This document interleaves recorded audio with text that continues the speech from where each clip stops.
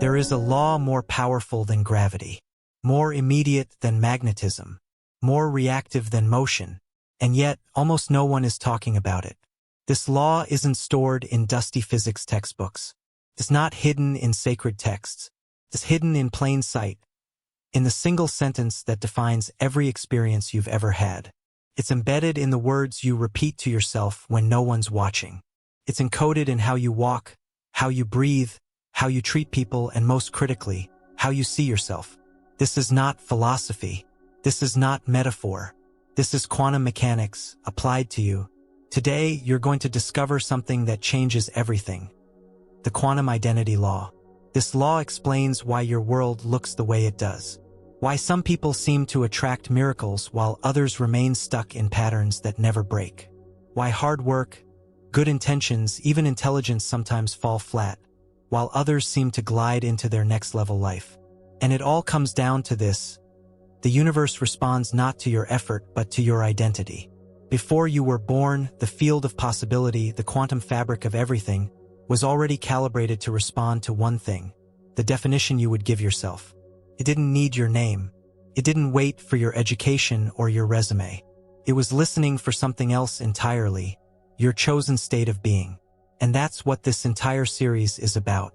Across these 50 chapters, you're going to understand exactly how this law works, why it's more real than gravity, and how to use it. This isn't just information. It's initiation. Because when you understand that identity is the source code of reality, everything begins to change.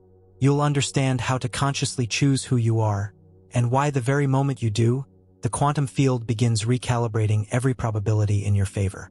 You'll learn how your brain, your habits, and your relationships are shaped by your identity signal. You'll discover how the timelines of your life, the ones filled with power, purpose, prosperity, health, love, and clarity, are already written and waiting, not for your hard work, but for your alignment with the identity that matches them.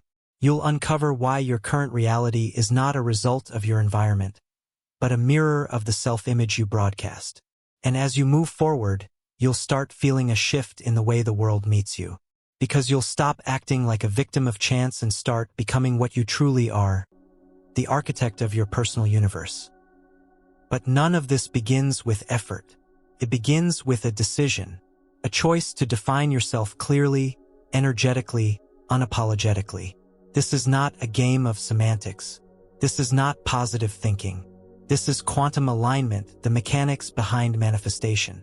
We are not going to theorize. We're going to show you the mechanisms, the energetic infrastructure, the precise moment the universe begins rearranging itself based on who you say you are. And you'll experience the shift yourself. Not because you've heard something inspiring, but because you've felt something undeniable. A pull in your very cells saying, "This is truth. This is power. This is yours." You've tried habits. You've tried strategies. You've tried pushing through.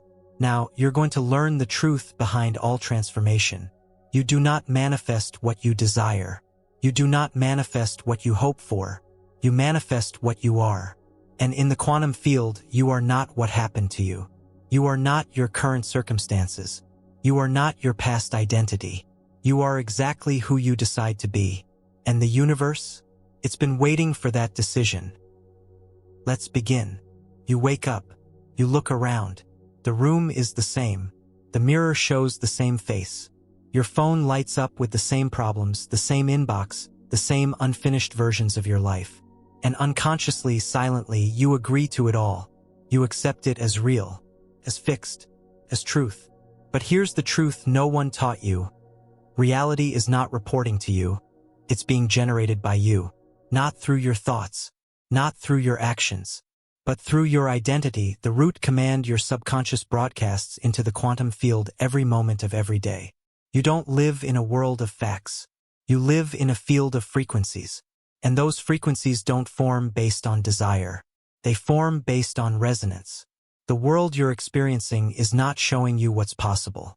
It's showing you what your identity believes to be true. Let that settle. This is not philosophy. This is not self-help rhetoric. This is the same quantum principle behind wave-particle duality, behind the observer effect, behind entanglement. Reality changes based on the observer. But here's what they didn't tell you. The observer is not the I, it's the self. And the self you bring to the moment, the identity you assume, tells the quantum field how to behave around you. Let's go further. Right now, you believe you are a particular person. You have a name, a history, a personality. That identity feels concrete. It's been shaped by experience, feedback, repetition. Feels stable, but it's not. It's programmable. Every belief you have about yourself is malleable. Every label is optional. And the quantum field doesn't recognize permanence, it recognizes consistency. If you consistently define yourself as someone who struggles, someone who has to work twice as hard, someone who gets overlooked, someone who's almost there but not quite, the universe accepts those definitions as law. And then, it builds a reality around you that confirms that very identity. Not to punish you, not because it's malicious, but because that's what the field does. It organizes energy to match the identity signal it receives. This is the quantum identity law. You are not manifesting your world through effort. You are manifesting it through who you believe you are. This is why you can't outrun your identity. You can change jobs, change relationships, change cities, and the same patterns find you, because you never changed your broadcast. This is why you can't fake confidence or abundance or purpose. If your self-definition contradicts what you're trying to attract, the field doesn't respond, because it's not listening to what you want. It's listening to who you say you are, consciously or unconsciously, and it responds with precision. So let's get brutally honest. What signal have you been sending? Who have you declared yourself to be, not in words, but in your state, your posture, your frequency? Because reality is waiting for instruction. And that instruction doesn't come from affirmations alone. It comes from identity. You think you're observing the world, but you're instructing it. With every breath, with every expectation, with every moment you assume who you are, the quantum field receives its blueprint. And it builds around it. That's why this chapter matters. Because once you recognize that reality isn't fixed, once you recognize that you're not looking at the world, but constructing it with your identity, you stop trying to force results and start aligning with the source of all change. The world you're experiencing is the result of your energetic posture. Your current level of success, love, health, influence, all of it, is the outer echo of your internal identity frequency. Which means that when you shift your identity, you don't just shift your mindset, you shift the quantum architecture of your life. You shift the people who enter it. You shift the opportunities that appear. You shift the resistance that once held you back. Because those things don't exist independently. They exist in resonance with your broadcast. You've just seen the first crack in the illusion. The veil has been lifted. Reality is not objective. It's obedient. But to what? To your self-definition. And now that you understand how reality waits for instruction, we move into something deeper. What exactly is instructing the universe? The answer may shock you, because it's not your thoughts. It's not your feelings. It's something far more foundational. Next, we will uncover how identity is not just an idea. It is the first particle of creation. The very seed from which matter forms. And you are its source. You've been taught that reality is something you experience. A landscape you walk through. Something separate from you that you react to. This is the first illusion that must be shattered. Reality is not out there. It's not a neutral backdrop. It's not a movie you've been placed into. Reality is an echo, an exact mirror of who you currently believe you are. What surrounds you, the money in your account, the relationships in your life, the way your body feels, the respect you receive, the opportunities that appear or vanish. All of it is not a coincidence. It's a consequence, not of your talent, not of your effort, but of your self-definition. You are not observing the world. You are instructing it. And the instruction is not verbal. It's vibrational. The universe is not responding to what you want. It's responding to the identity you've accepted as truth. Every thought you think, every habit you repeat, every emotion you feel is being filtered through the identity you carry into the world. And it is that identity, not your effort, that instructs reality to respond in kind. Let's get clear. You've heard that thoughts become things. that you manifest what you believe, that your feelings are magnetic. All of that is true, but it leaves something out. The engine behind it all. The signal behind the signal. It is not your passing thoughts that command the quantum field. It is the identity that anchors those thoughts that holds the power. Who do you believe yourself to be? Not superficially, but at the core. Are you someone who always has to struggle? Are you someone who gets close to success but loses it? Are you someone who never quite fits in? Are you someone who's just not that type? Your reality doesn't care if that belief came from trauma, childhood, culture, or environment. The field only responds to consistency. And identity is the most consistent signal you broadcast. This is why things have felt stuck. Because you've been trying to change your life from the outside in. You've been setting goals, chasing visions, stacking habits, grinding for results. But all of that energy is being filtered through the same self-definition. And so, the field does not change. The same loops keep playing. The same limits keep appearing. Not because you're broken, but because your identity is unchallenged. You've accepted it as a fact, when in reality it's a decision. Let's break this open with precision. The quantum field, the energetic matrix behind everything you see, is not random. It is relational. It doesn't assign meaning. It reflects frequency. It's not asking what you want. It's calibrating to what you expect. And expectation is not built by logic. It's built by identity. You don't expect abundance if your identity is lack. You don't expect love if your identity is abandonment. You don't expect influence if your identity is invisibility. You can fake positivity, but you cannot fake frequency. The field only listens to what you are, not what you say.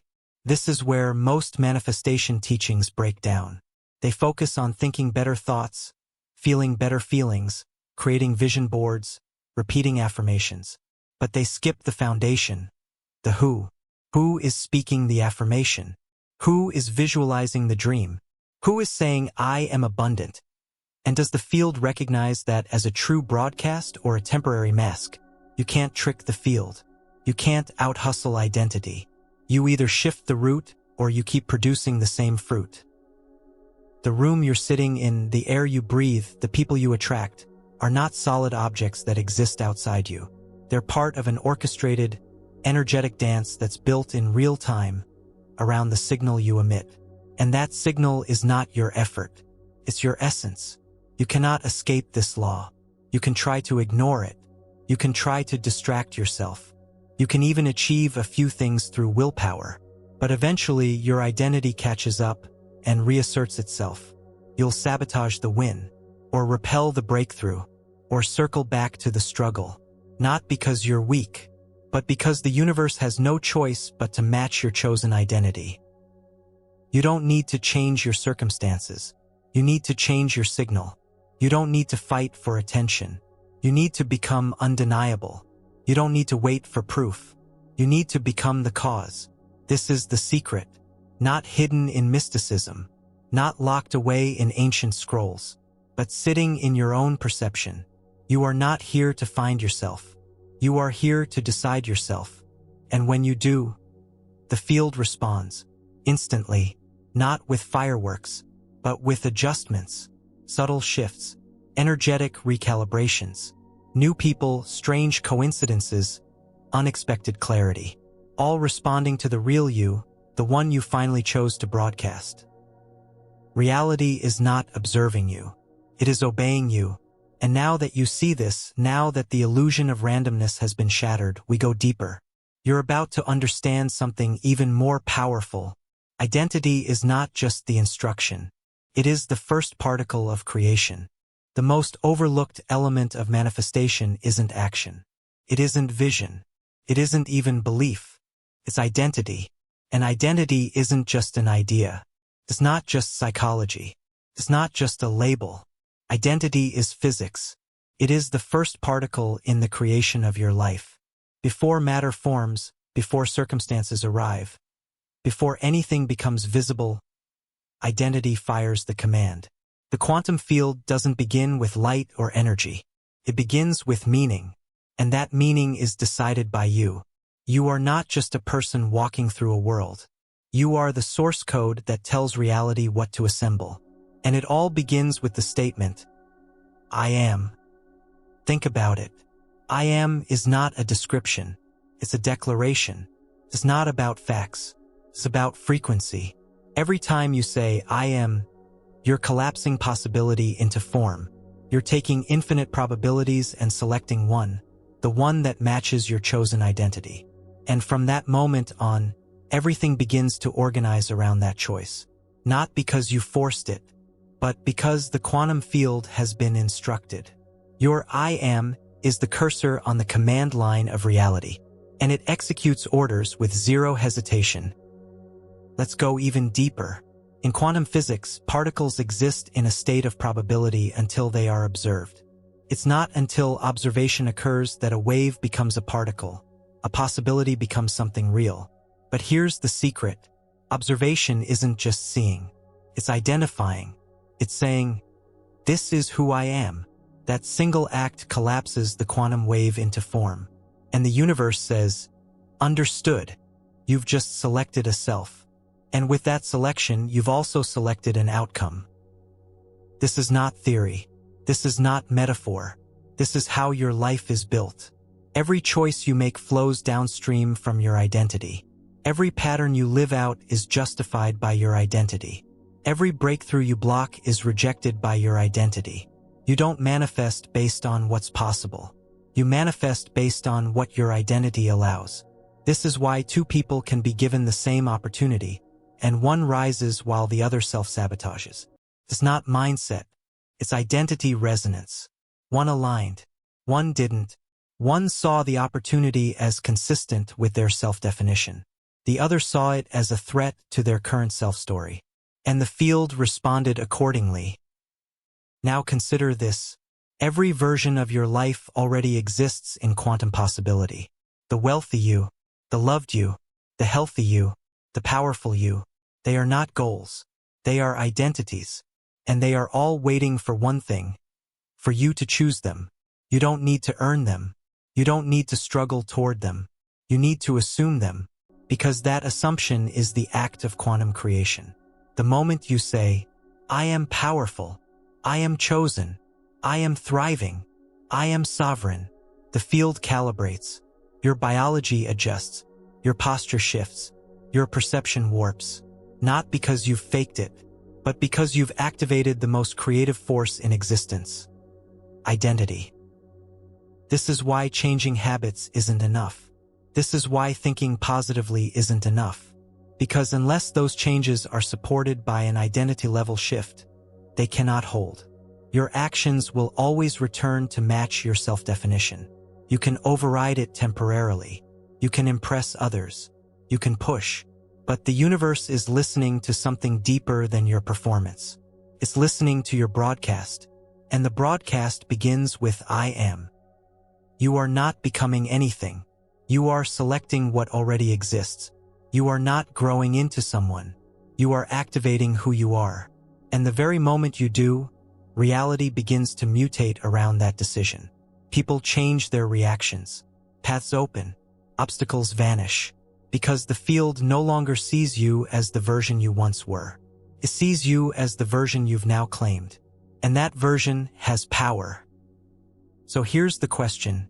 Who are you? Not based on your past. Not based on your wounds. Not based on your habits. But based on your choice. Because the universe doesn't care how long you've been the old version. It only cares what identity you consistently broadcast from this moment forward. You have been given the one technology that changes all matter, identity selection.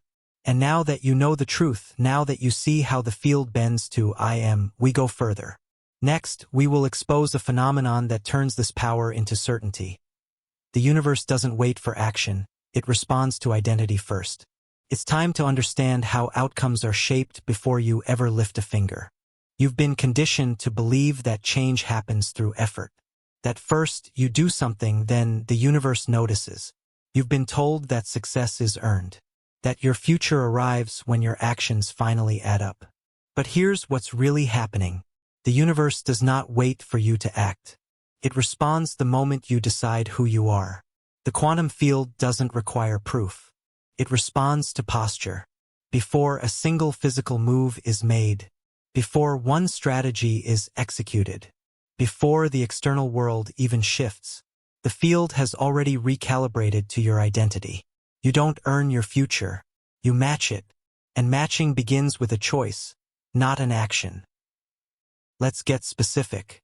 In classical science, the observer effect explains how the act of observation changes the outcome of a quantum event. When a particle is unobserved, it exists in probability. A wave, potential. But the moment it's observed, it becomes a particle. It localizes. It becomes real. Now, what is the observer, really? It's not just a camera, not just an eye, not even a conscious mind. It's the presence of interpretation, the act of definition. In other words, it's the moment something is given identity. So what happens when you turn that effect inward? When the observer is your own sense of self? Simple. Your chosen identity collapses infinite timelines into one.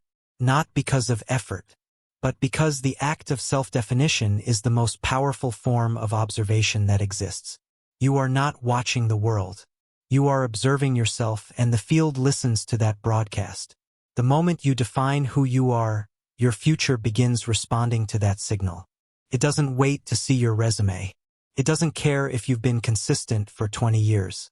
It only cares what you now know yourself to be. And from that moment forward, events bend to reflect it. You don't need momentum. You need identity clarity. You don't need permission. You need congruence. Because when the inside aligns, the outside can't resist. Action is secondary. Identity is primary. Now let's dismantle a myth. You've been told, take action first, and belief will follow. That's like trying to light a match without striking it. The field doesn't respond to action alone. It responds to the frequency behind the action. And frequency is dictated by identity. You could launch a business with the energy of desperation, and the results will reflect that signal. You could pursue love while vibrating with insecurity, and the partners you attract will confirm it. You could chase visibility while still hiding internally, and the world will mirror your retreat. Action without identity is empty, but identity without even moving yet already initiates rearrangement. The most transformative things in your life didn't start when you acted. They started when you decided, when you stopped asking, when you stopped trying to convince yourself, when you finally said, "This is who I am." No backup plan, no contingency, no second guessing. That decision, that inner collapse of doubt into definition, is what the field respects. The action is just the echo. Let's be surgical with this. There are 3 states that shape your outcomes. 1.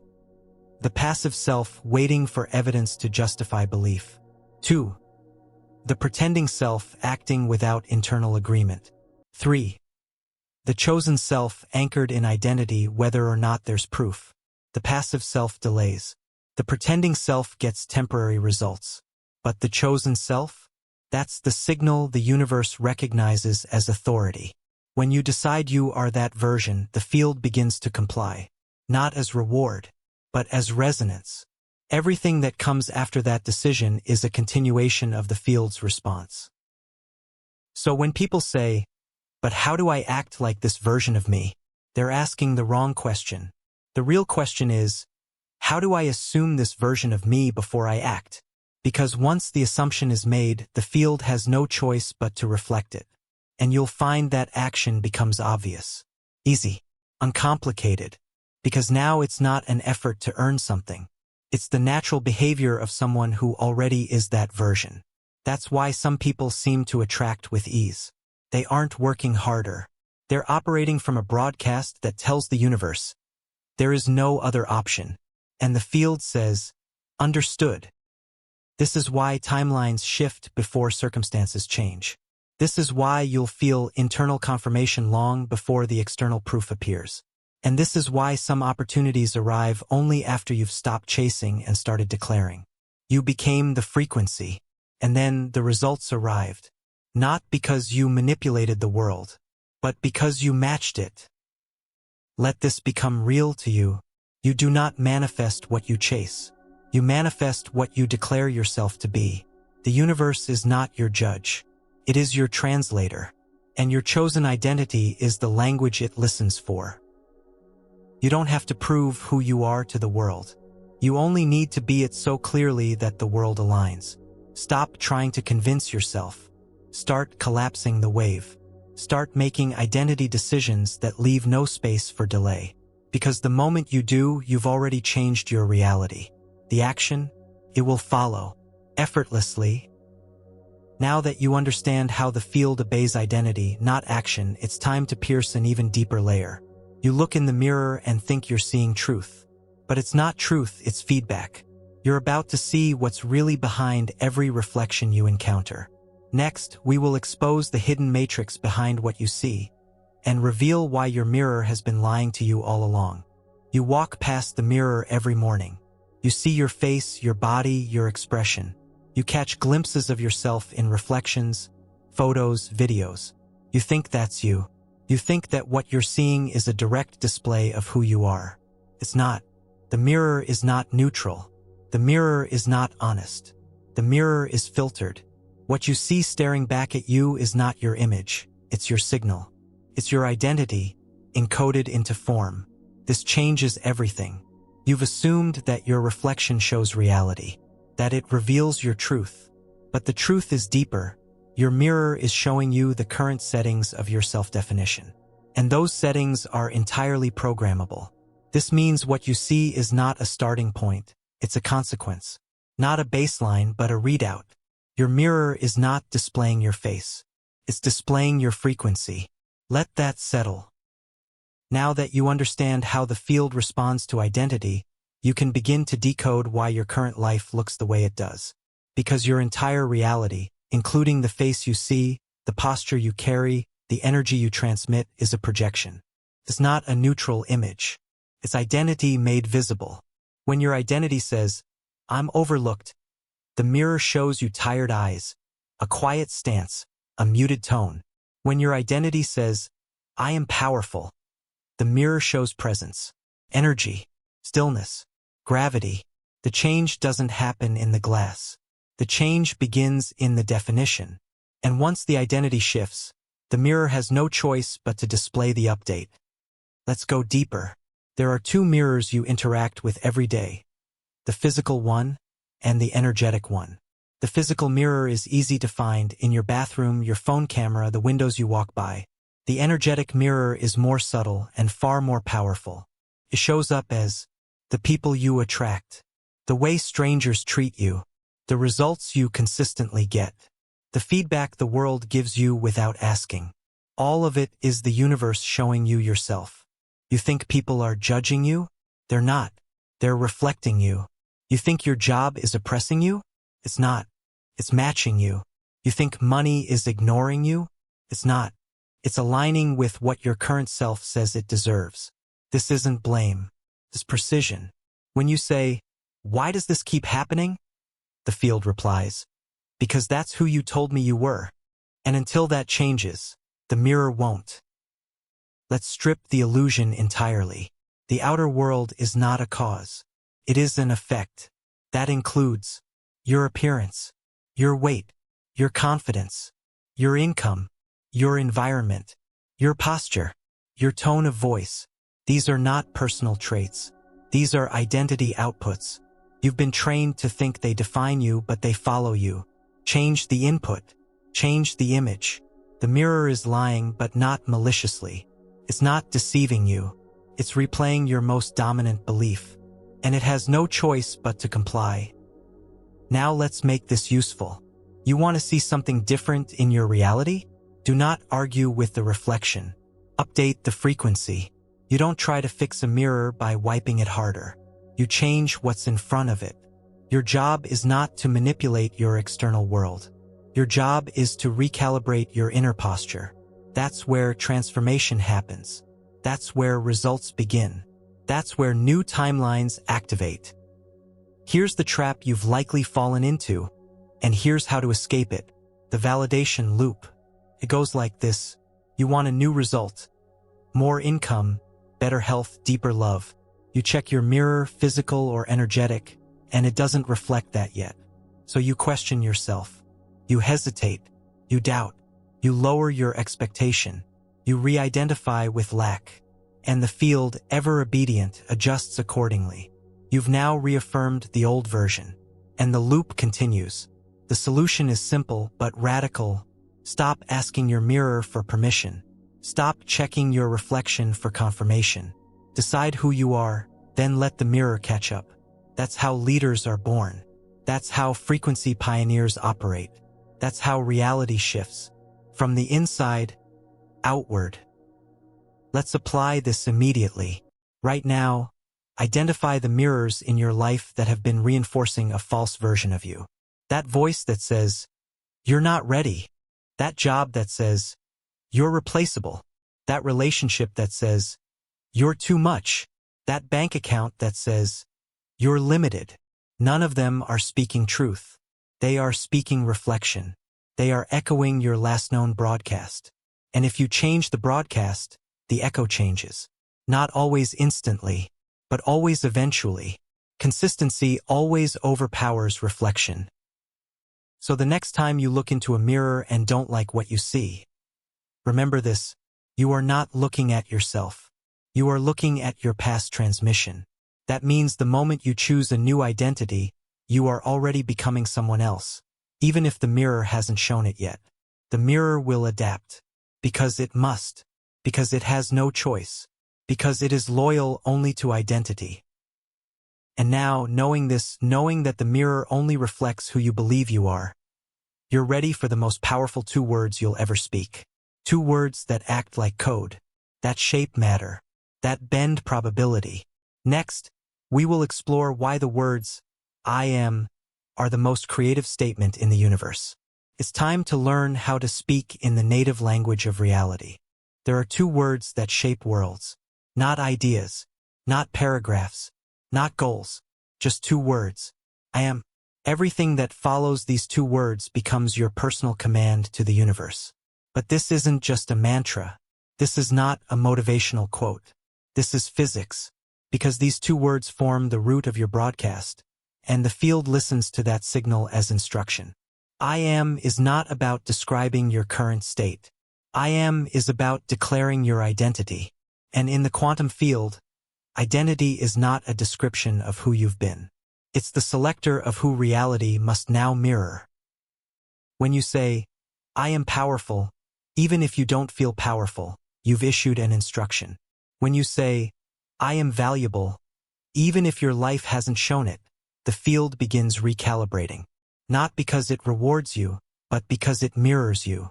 Every I am is an identity anchor. An identity is the axis around which all outcomes revolve. Let's put this into real terms. The moment you say, "I am healthy," your biology listens.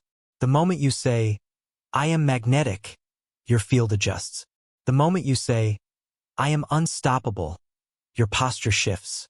Your body isn't separate from your signal. Your environment isn't separate from your language. Your timeline isn't waiting for you to prove anything.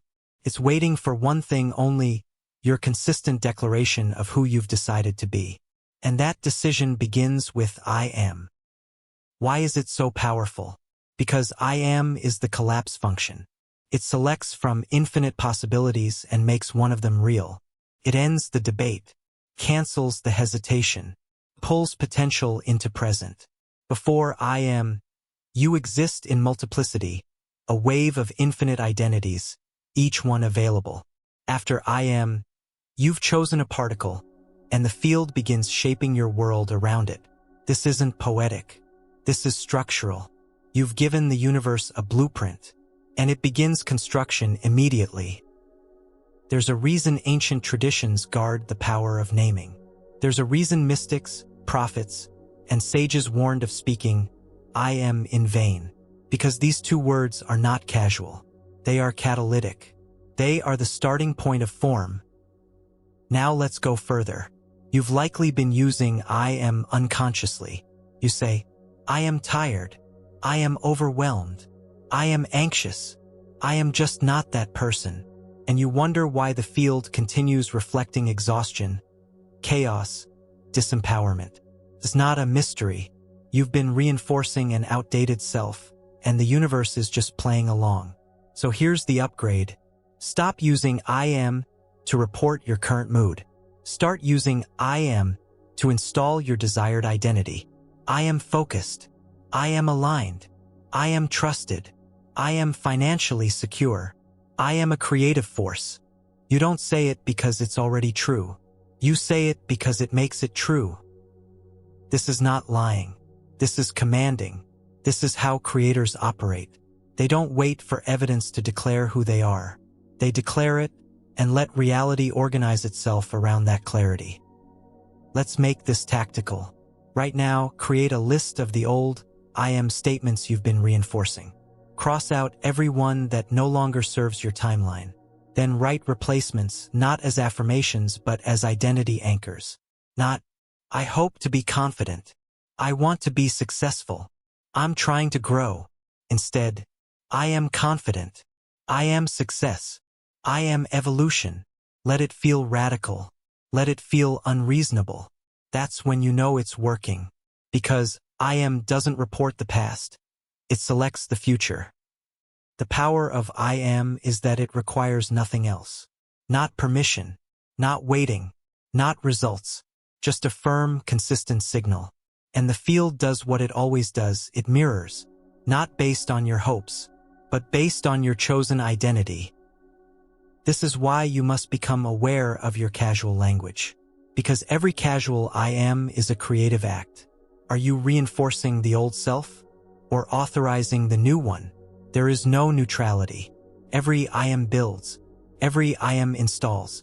Every I am calibrates your world. Now that you've claimed the creative technology of I am, there's one more veil to remove. You've understood how identity builds matter. Now we go into the hidden framework that supports it all. Next, we will enter the invisible matrix behind every reflection and reveal the architecture of your personal hologram. It's time to meet the real structure behind the reality you've been calling life. You've heard of the law of gravity. You've heard of the law of attraction. But there's a law that's even more foundational, yet almost entirely ignored. The quantum identity law. This law governs the most direct relationship you have with the universe. It dictates how the field responds to you, not through effort, not through intention, but through the identity you declare as true. This law is not based on belief. It doesn't require faith. It doesn't ask for permission. It activates the moment you make a self-definition and maintain it as consistent truth. The quantum identity law states, the universe must organize around the identity you consistently embody, because identity is the foundational code from which all experience materializes. Not your desires, not your goals, not your thoughts, but identity. Every outcome in your life, your finances, your relationships, your health, your opportunities, is being sculpted in real time to match the identity you've locked in. And the universe is not being selective. It's being obedient. This is the law behind all manifestation. This is the invisible mechanism behind spiritual teachings, quantum mechanics, even behavioral psychology. Identity is not just your personality. It's not your preferences. It's not your backstory. Identity is the energetic instruction you broadcast into the field. It tells every particle, every person, every opportunity how to behave around you. You're not passively receiving experiences. You are actively broadcasting the version of reality you're ready to accept. And the universe, impersonal, intelligent, responsive, builds accordingly. Let's ground this in reality. If you define yourself as someone who's always figuring things out, the field will generate more puzzles. If you define yourself as someone who naturally attracts money, the field opens pathways for it. If you define yourself as invisible, overlooked, unworthy, you don't have to say it out loud. The energy announces it before you speak. The universe hears the signal and responds accordingly. It's not karma. It's not chance. It's the quantum identity law in real time. Now, here's the part most people miss. You cannot activate this law by accident. You are activating it constantly.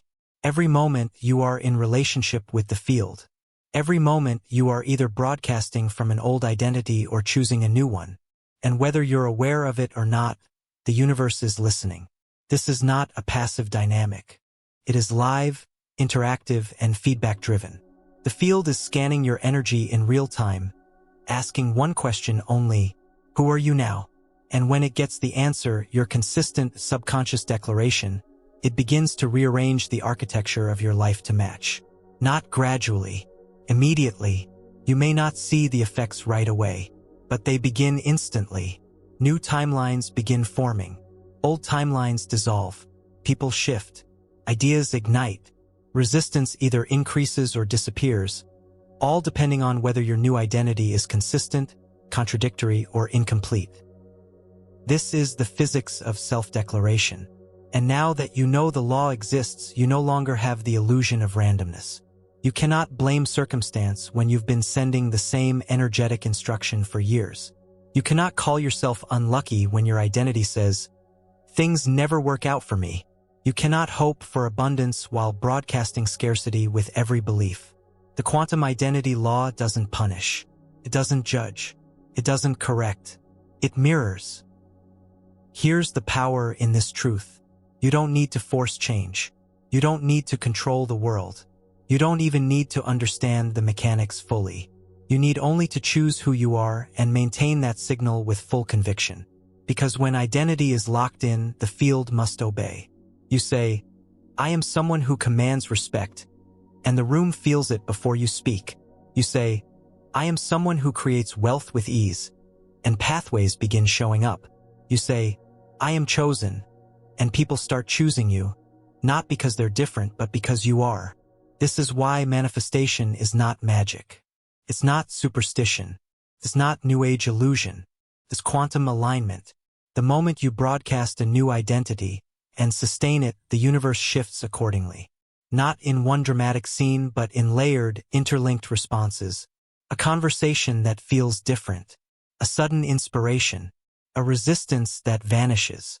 An opportunity that appears. A habit that effortlessly changes. These aren't coincidences. These are confirmations.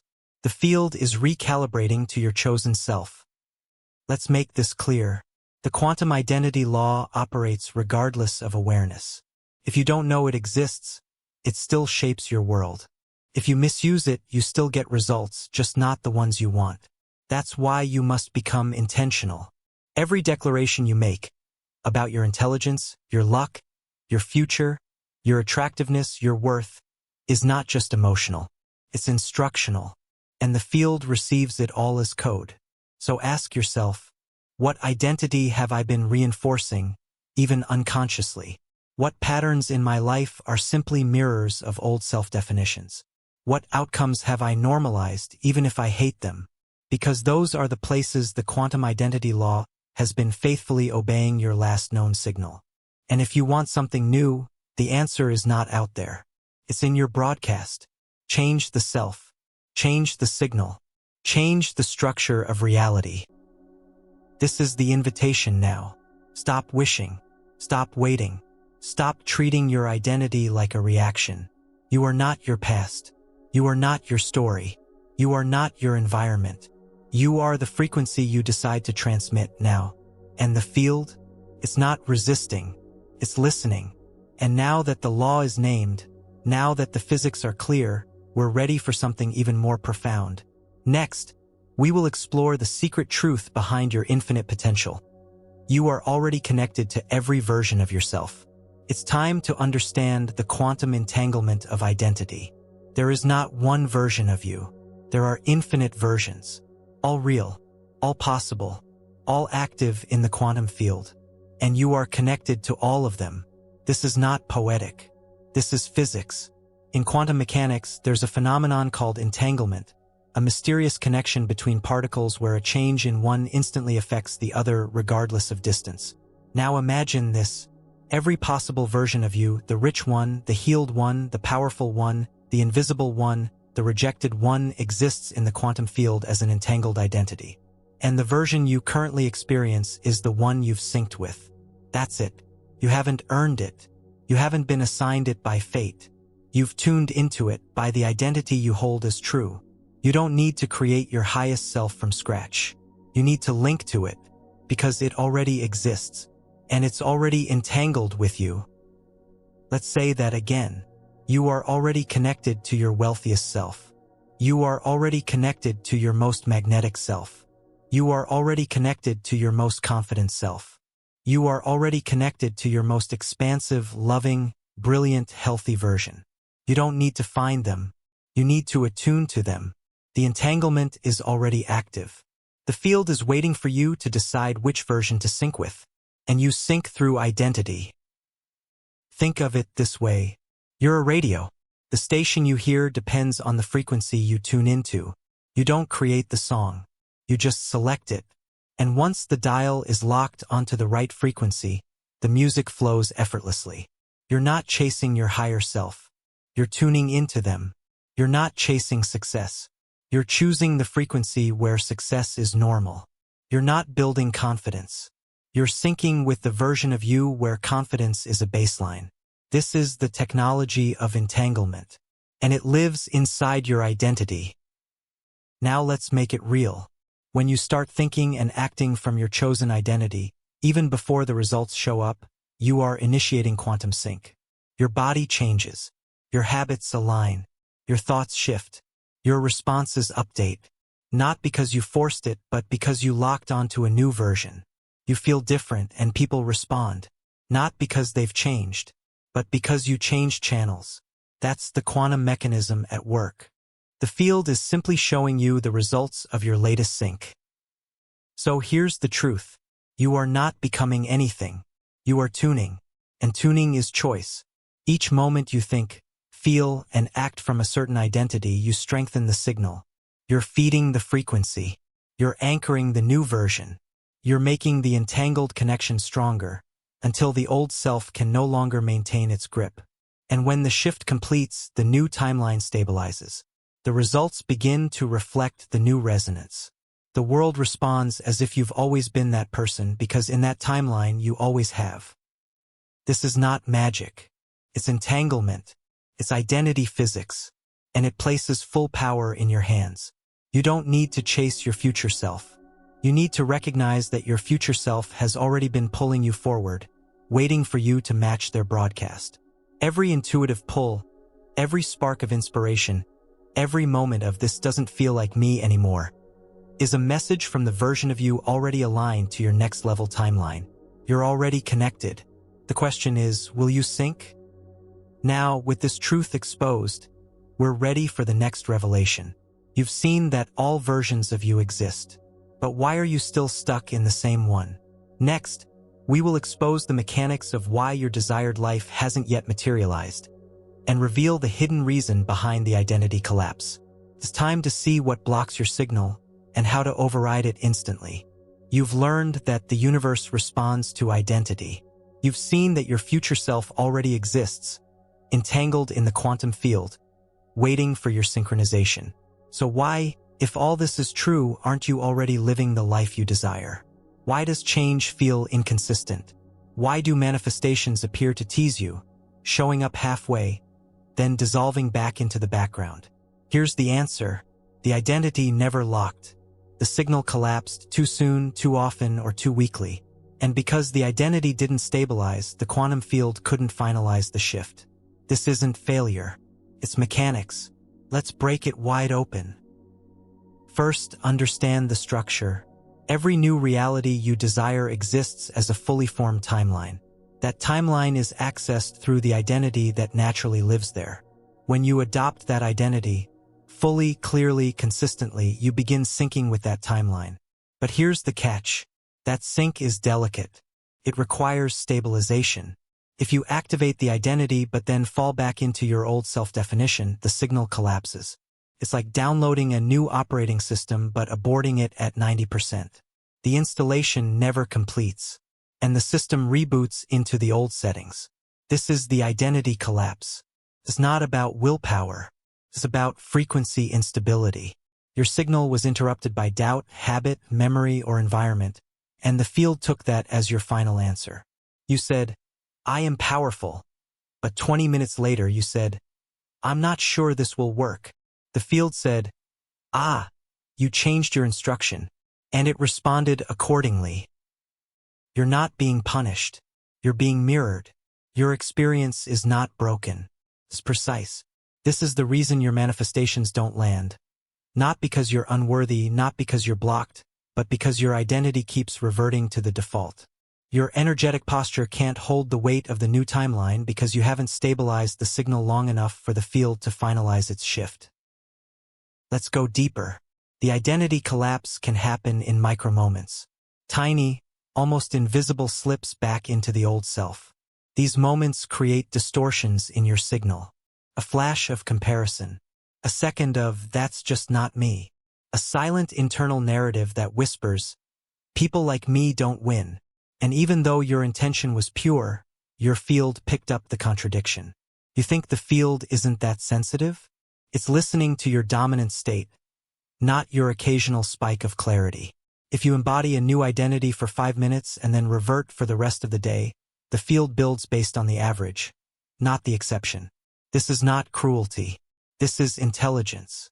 The universe must protect coherence. It can't build a new timeline if you're uncertain which identity you've authorized. Now, here's the truth most avoid. You're not manifesting what you want. You're manifesting what your nervous system is comfortable maintaining. That's why mindset work alone isn't enough. Because unless your identity is safe for your body, it won't hold. You can visualize success, but if the identity of success threatens your subconscious survival pattern, you'll unconsciously sabotage it. Not because you're broken, but because the body doesn't feel stable there. The new identity feels unsafe. And so, collapse. This is why your old life keeps pulling you back in. Because it's known. It's neurologically familiar. Biologically anchored. Your nervous system would rather survive the known discomfort of your current identity than risk the unknown stability of your desired one. So what do? You train safety into the new identity. You rehearse it. You normalize it. You walk in it until the body agrees. You make your next level self not just possible but boring. Ordinary. Automatic. When the identity becomes the new normal, the field finalizes the timeline. Let's get surgical. There are 4 phases in every identity upgrade. 1. Activation. You glimpse the new version. You feel it. You speak it. 2. Interference. Old patterns challenge it. You feel friction. You doubt. 3. Collapse or commitment. You either revert or reinforce. 4. Stabilization. The new identity integrates and becomes the baseline. Most people live between steps 2 and 3 forever. They activate, interfere, collapse, restart. This loop creates the illusion that growth is happening, when really no stabilization has occurred. They taste the new reality but can't digest it. Not because they're not ready, but because they keep testing the field instead of telling it. You don't test who you are. You declare it.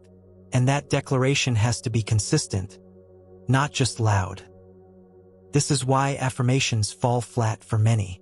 They're spoken, but not embodied. The body isn't convinced. The mind is reciting, but the nervous system is rejecting. This is identity dissonance. And the field doesn't respond to words, it responds to coherence.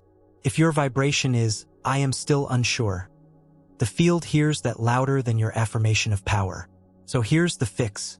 Stop making declarations for motivation. Make them for synchronization. Let your I am match the energy behind it.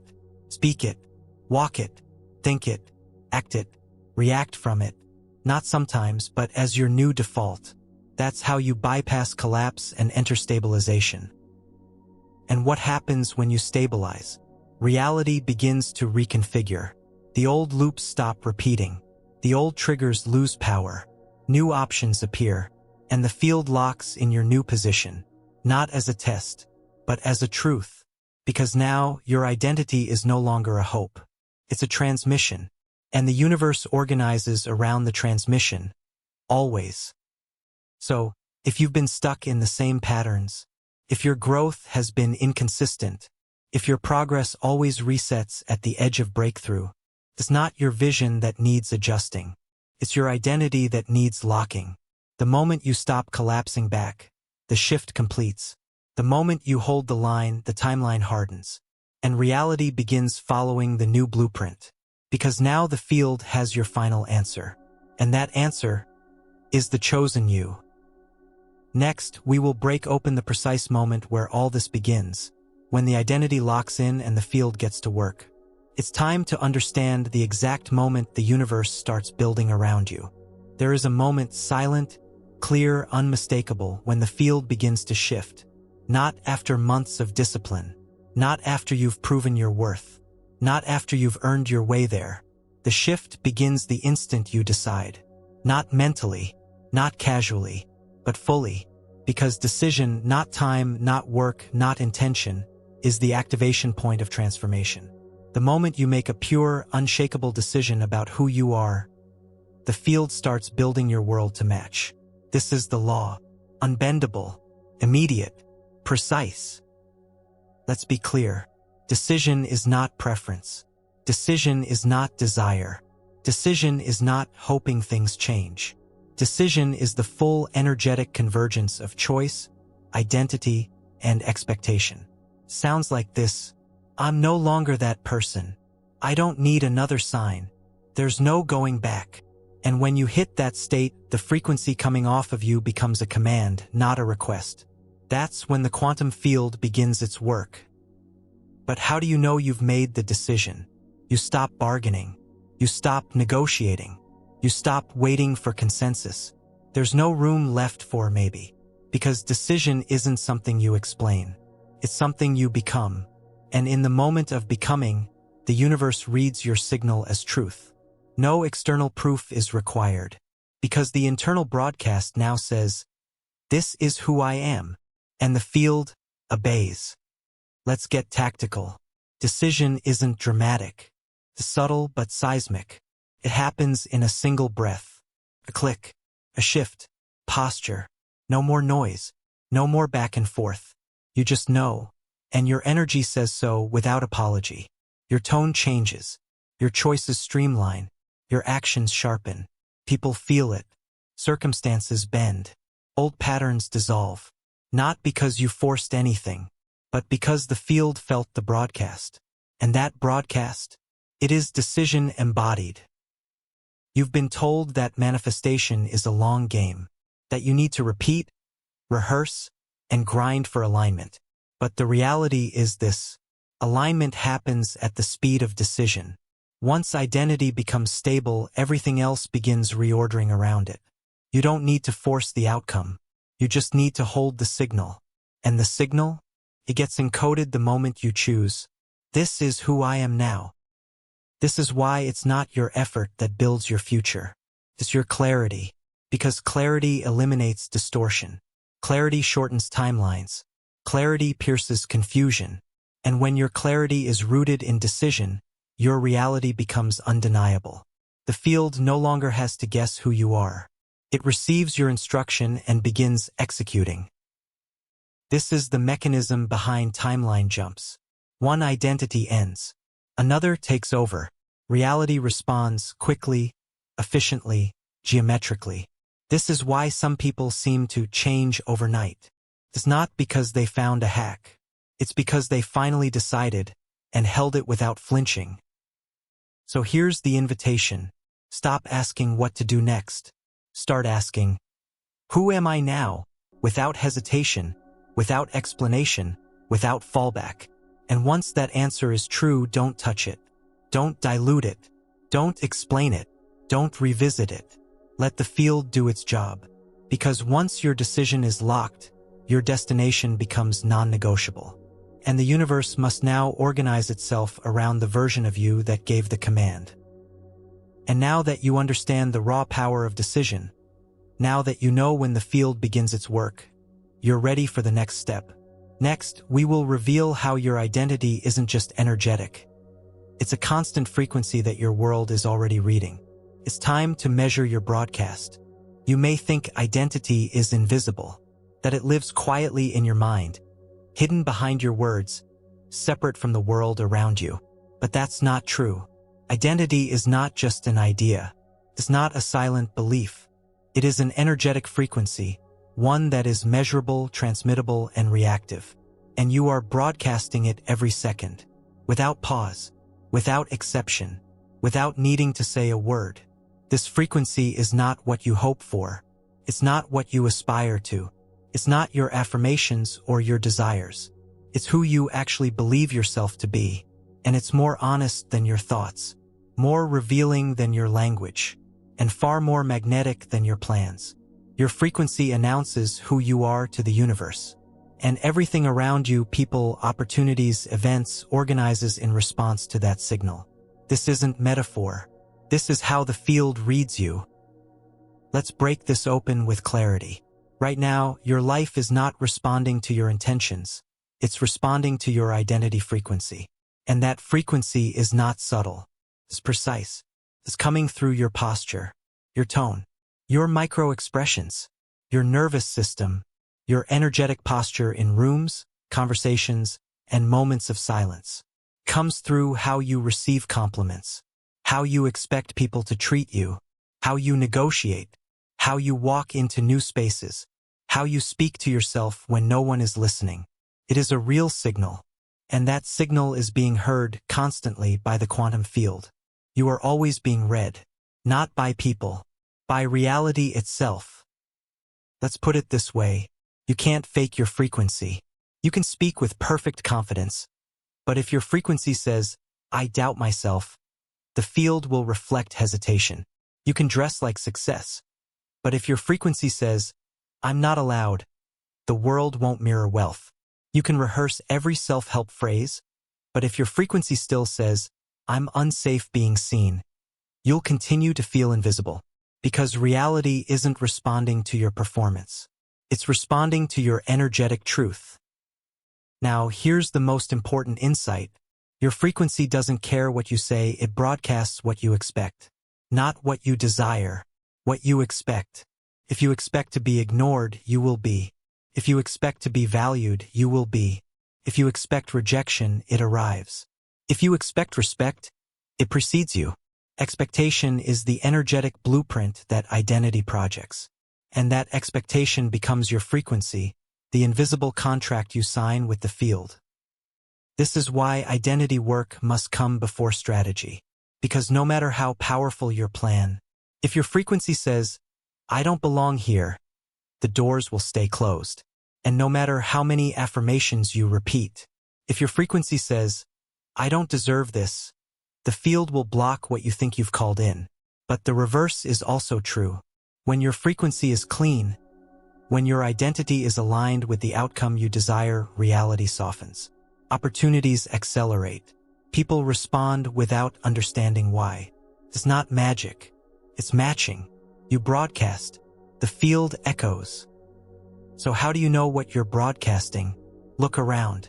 Your current reality is the printout of your current frequency. If people keep treating you a certain way, that's data. If money flows or stalls, that's data. If your habits feel empowering or suffocating, that's data. You are not a mystery. You are a signal, and the world is responding in real time. Now here's where it gets transformative. You can edit your frequency. You can raise it. You can recode it. Not by pretending, not by forcing, but by aligning identity to your chosen state. Because when your chosen identity becomes consistent, the broadcast changes. And once the broadcast changes, you won't need to chase outcomes. They will begin seeking you. This is why certain people seem to magnetize success. They don't have better ideas. They don't work harder. They emit certainty. They emit clarity. They emit inevitability. They walk into rooms and shift the temperature. Not because they're performing, but because their frequency is locked. And others respond not because they understand, but because they feel it. That's how real it is. Let's make this actionable. Here's a quick scan to assess your current frequency. How do you expect people to treat you? How do you assume money responds to you? What's your gut reaction to visibility, praise, or opportunity? When you picture the life you want, does your body lean in or contract? Are your nervous system and identity in agreement? These aren't personality traits. These are frequency leaks or frequency confirmations. Every moment you are either leaking an outdated signal or strengthening a new one, and the field adjusts accordingly. So how do you shift the frequency? First, stop trying to think your way there. Frequency is not just a mindset. It's an embodied transmission. It's in your nervous system, your emotional baseline, your unspoken presence. And it upgrades when you shift identity at the core. That means choosing the version of you who already lives in your desired timeline. Not pretending, not visualizing, but assuming it now fully. Walk like them, decide like them, speak like them, dress like them, react like them. Because when you match the behavior, the frequency stabilizes. And when the frequency stabilizes, the universe locks in your new timeline. You're not here to fake anything. You're here to become congruent. When your external energy, internal beliefs, and identity all match, the signal becomes undeniable. And the field has no choice but to echo it. No matter how long you've struggled, no matter how many times you've tried, no matter what your past says, because the field doesn't care about history. It cares about now. And now that you understand frequency not as metaphor but as mechanics, you're ready to track the machine behind the signal. You've been broadcasting through your body, your tone, your habits. But what part of you is creating that broadcast? Next, we will expose how your brain, your biology, and your entire nervous system are hardwiring your identity into loops, and how to rewrite them. It's time to look inside the machine. Everything you believe about yourself, your strengths, limits, expectations, lives in one place, your nervous system. It is not floating in the ether. It's not just mindset. It's wired. Your identity is being repeated, reinforced, and looped inside your brain, and your biology responds accordingly. You're not just thinking your identity. You're running it like a software program on a feedback loop. And until that loop changes, your results stay the same. This is the neurobiology of self. And it's the reason so many people feel stuck, even when they know better. Here's how it works. The human brain is a pattern recognition machine. It doesn't care about truth. It cares about familiarity. So if you've repeated a self-concept long enough, I'm always behind, I'm bad with money, I'm never the chosen one. Your brain encodes that identity as a survival pattern, and then it begins automating your thoughts, feelings, and behaviors to match. This is not punishment. It's efficiency. Your nervous system automates anything it sees as consistent to conserve energy. And identity is the most consistent thing you've been feeding it. This is where the trap lives. You try to change your life, but your biology is still loyal to your past. So it fights back. You try to show up differently and feel resistance. You try to think better thoughts and they feel foreign. You try to accept a win and self-sabotage creeps in. It's not sabotage. It's autopilot. Your brain is just trying to return to the identity loop it knows. And unless that loop is updated, no change will hold. Let's go deeper. Every time you think a thought, your brain fires neurons. Neurons that fire together wire together. So if you've thought, I'm not enough 10,000 times, your brain has literal neural highways carved for that belief. And when you try to shift into I am powerful, your brain resists not because it's wrong, but because that neural pathway is underdeveloped. So it feels fake. It feels uncomfortable. It feels like a lie. But it's not a lie. It's just unfamiliar. Your job is to repeat the new identity long enough that your brain builds a new highway. And that repetition is not just mental. It must be full spectrum. That means emotional agreement, physical behavior, energetic alignment. You don't just say, I am powerful. You show it. You move like it. You respond like it. And each repetition becomes easier. Each activation becomes smoother, until the new identity is the default. That's neuroplasticity. That's embodied identity work. Here's the simple structure of the identity loop. Belief, thought, emotion, action, confirmation, reinforced belief. Break any part of that cycle and the loop can be disrupted. But most people try to break it only at the thought level, and it's not enough. Because the emotional and biological anchors remain. The full shift requires you to replace the belief. trigger new thoughts, activate matching emotions, take aligned actions, receive new feedback, reinforce the new belief. Do that consistently, and the brain rewires. Do that inconsistently, and the old loop reactivates. You're not a prisoner of your past identity. You're just repeating its code. And the moment you decide to overwrite that code and feed your nervous system something new, the transformation begins.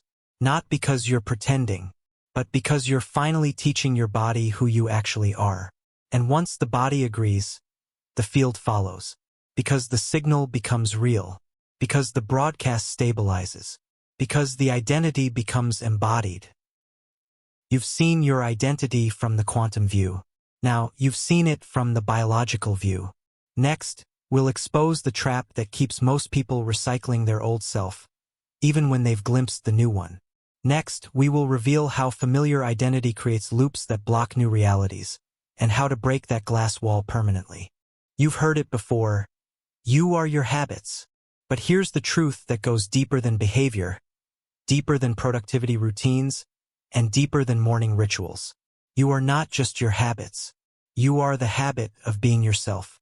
And that habit isn't just physical. It's neurological. It's chemical. It's energetic. And if not interrupted, it will recreate the same version of you over and over, no matter how hard you try to grow. This is the invisible ceiling people keep hitting. They're not stuck because they lack potential. They're stuck because they're neurologically loyal to a familiar identity loop. And that loop is designed to keep you exactly where you are. Let's break this down. Your brain and body form patterns of identity early in life. Those patterns are built not by conscious choice, but by repetition. You see something enough times. You experience something emotionally intense. You develop a survival response. And that response becomes a definition. I'm not safe when I speak up. I'm only loved when I overgive. I get attention when I perform. I'm never the priority. And once the body memorizes that identity, it reinforces it through emotion, behavior, and thought. And just like that, you become addicted to being you. Not because you love it, but because it's familiar. And the body loves the familiar, even if it's miserable. This is the paradox. You want a new life, but your nervous system is addicted to the chemical cocktail of the old identity. Every time you step out of your comfort zone, your body goes into withdrawal, not from the external world, but from the internal state that your familiar self provides. That state may be stress. It may be guilt. It may be anxiety or people-pleasing. It may even be chaos. But whatever it is, it feels normal. And anything outside of it feels foreign. This is why growth often feels uncomfortable. Not because it's wrong, but because it's unfamiliar. And unless that discomfort is navigated consciously, you'll sabotage it. You'll rationalize your way back into the old self. And the loop restarts. This is why information isn't enough. Inspiration isn't enough. Even discipline isn't enough.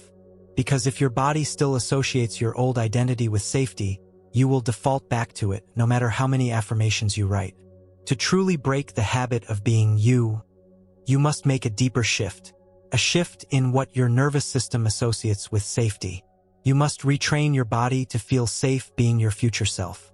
Not just to think about it. Not just to visualize it. But to emotionally anchor into it. When the body finally says, yes, this is home, the shift stabilizes, and the old identity loses its power. Let's get specific. There are 3 anchors that keep you trapped in the familiar self. 1. Emotional patterns, what states you subconsciously revisit. Anxiety, overthinking, guilt. 2. Behavioral loops, habits that reinforce the old identity, scrolling, complaining, isolating. 3. Relational triggers, people and dynamics that pull you back into old roles, family roles, peer expectations. Each one of these reinforces who you've been. And unless interrupted deliberately, they'll continue broadcasting your outdated self-definition into the field, no matter how much you say you want to change. This is why change requires more than action. It requires identity reconciliation.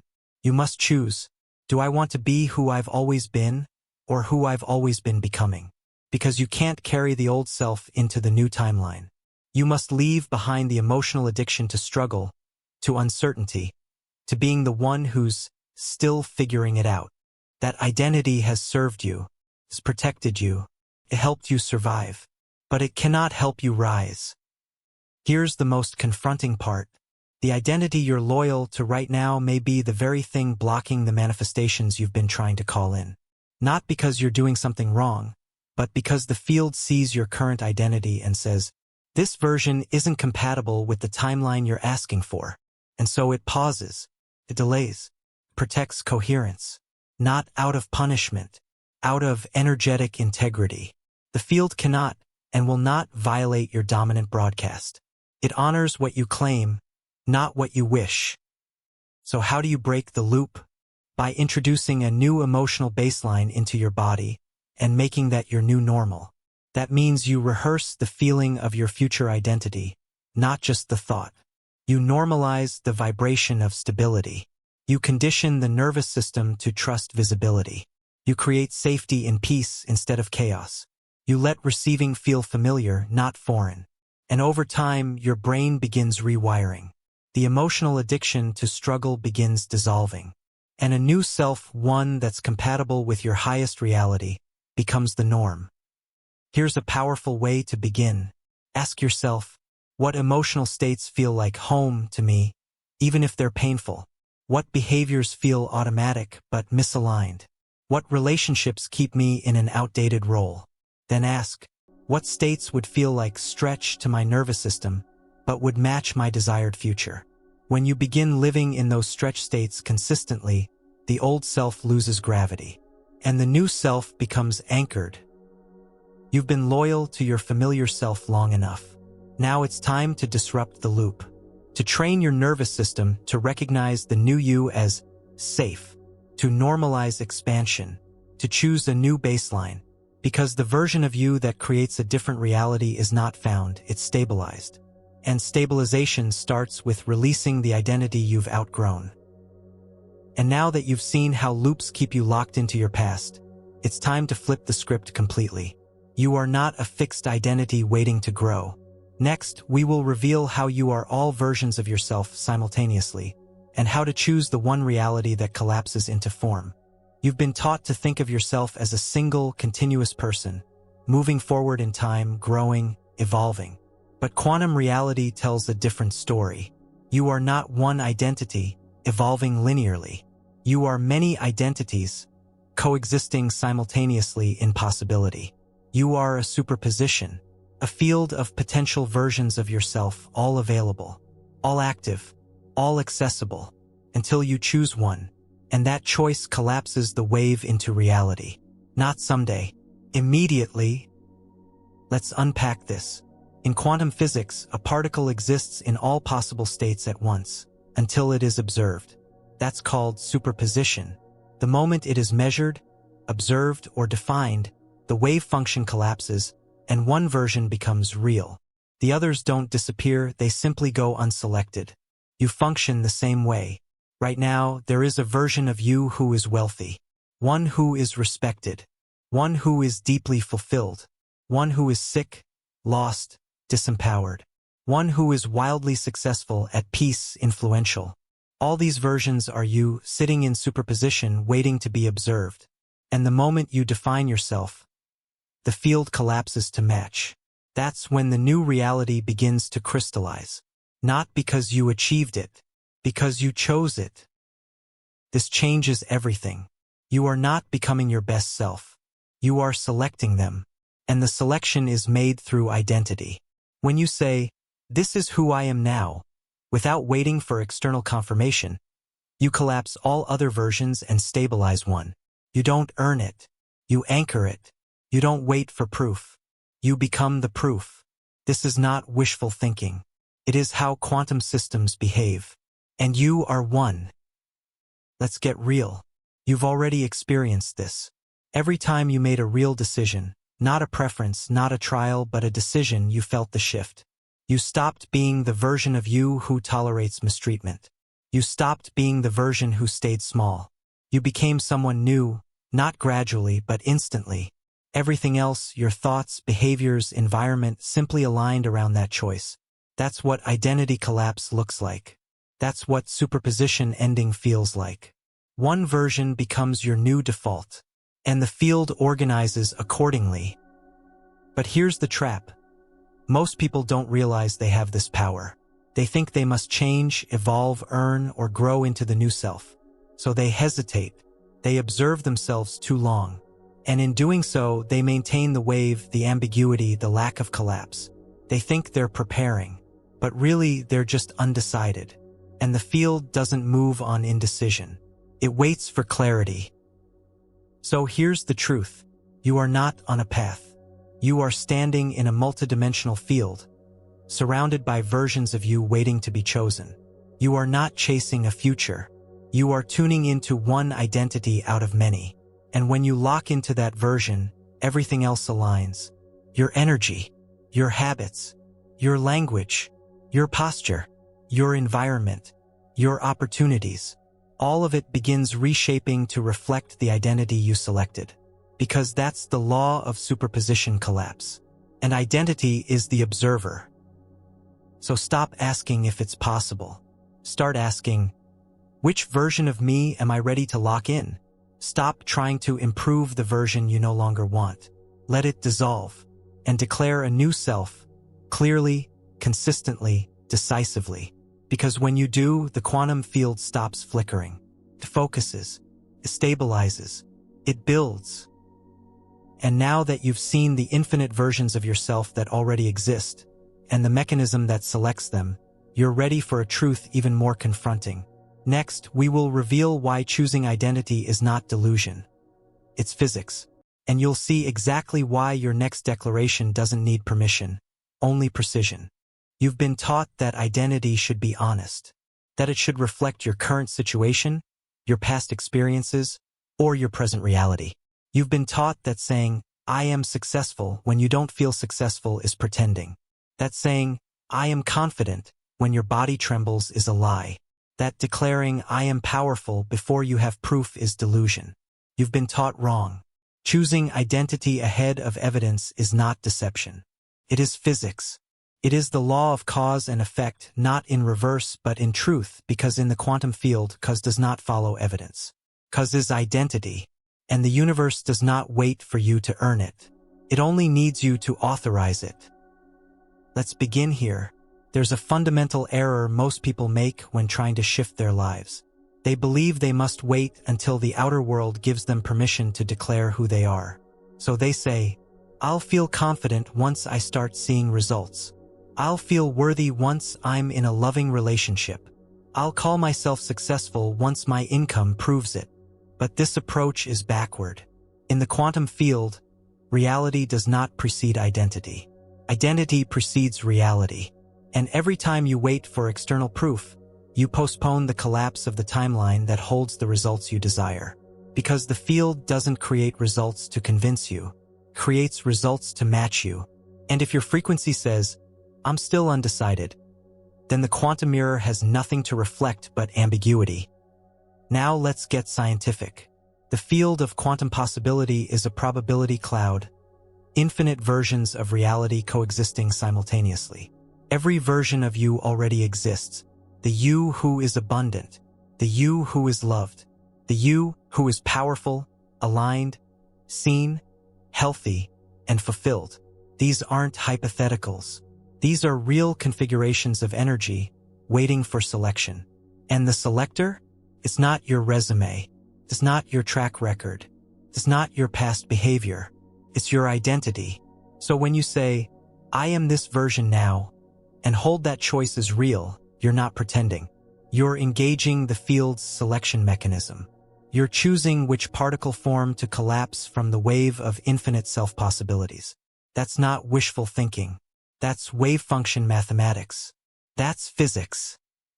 So let's be clear.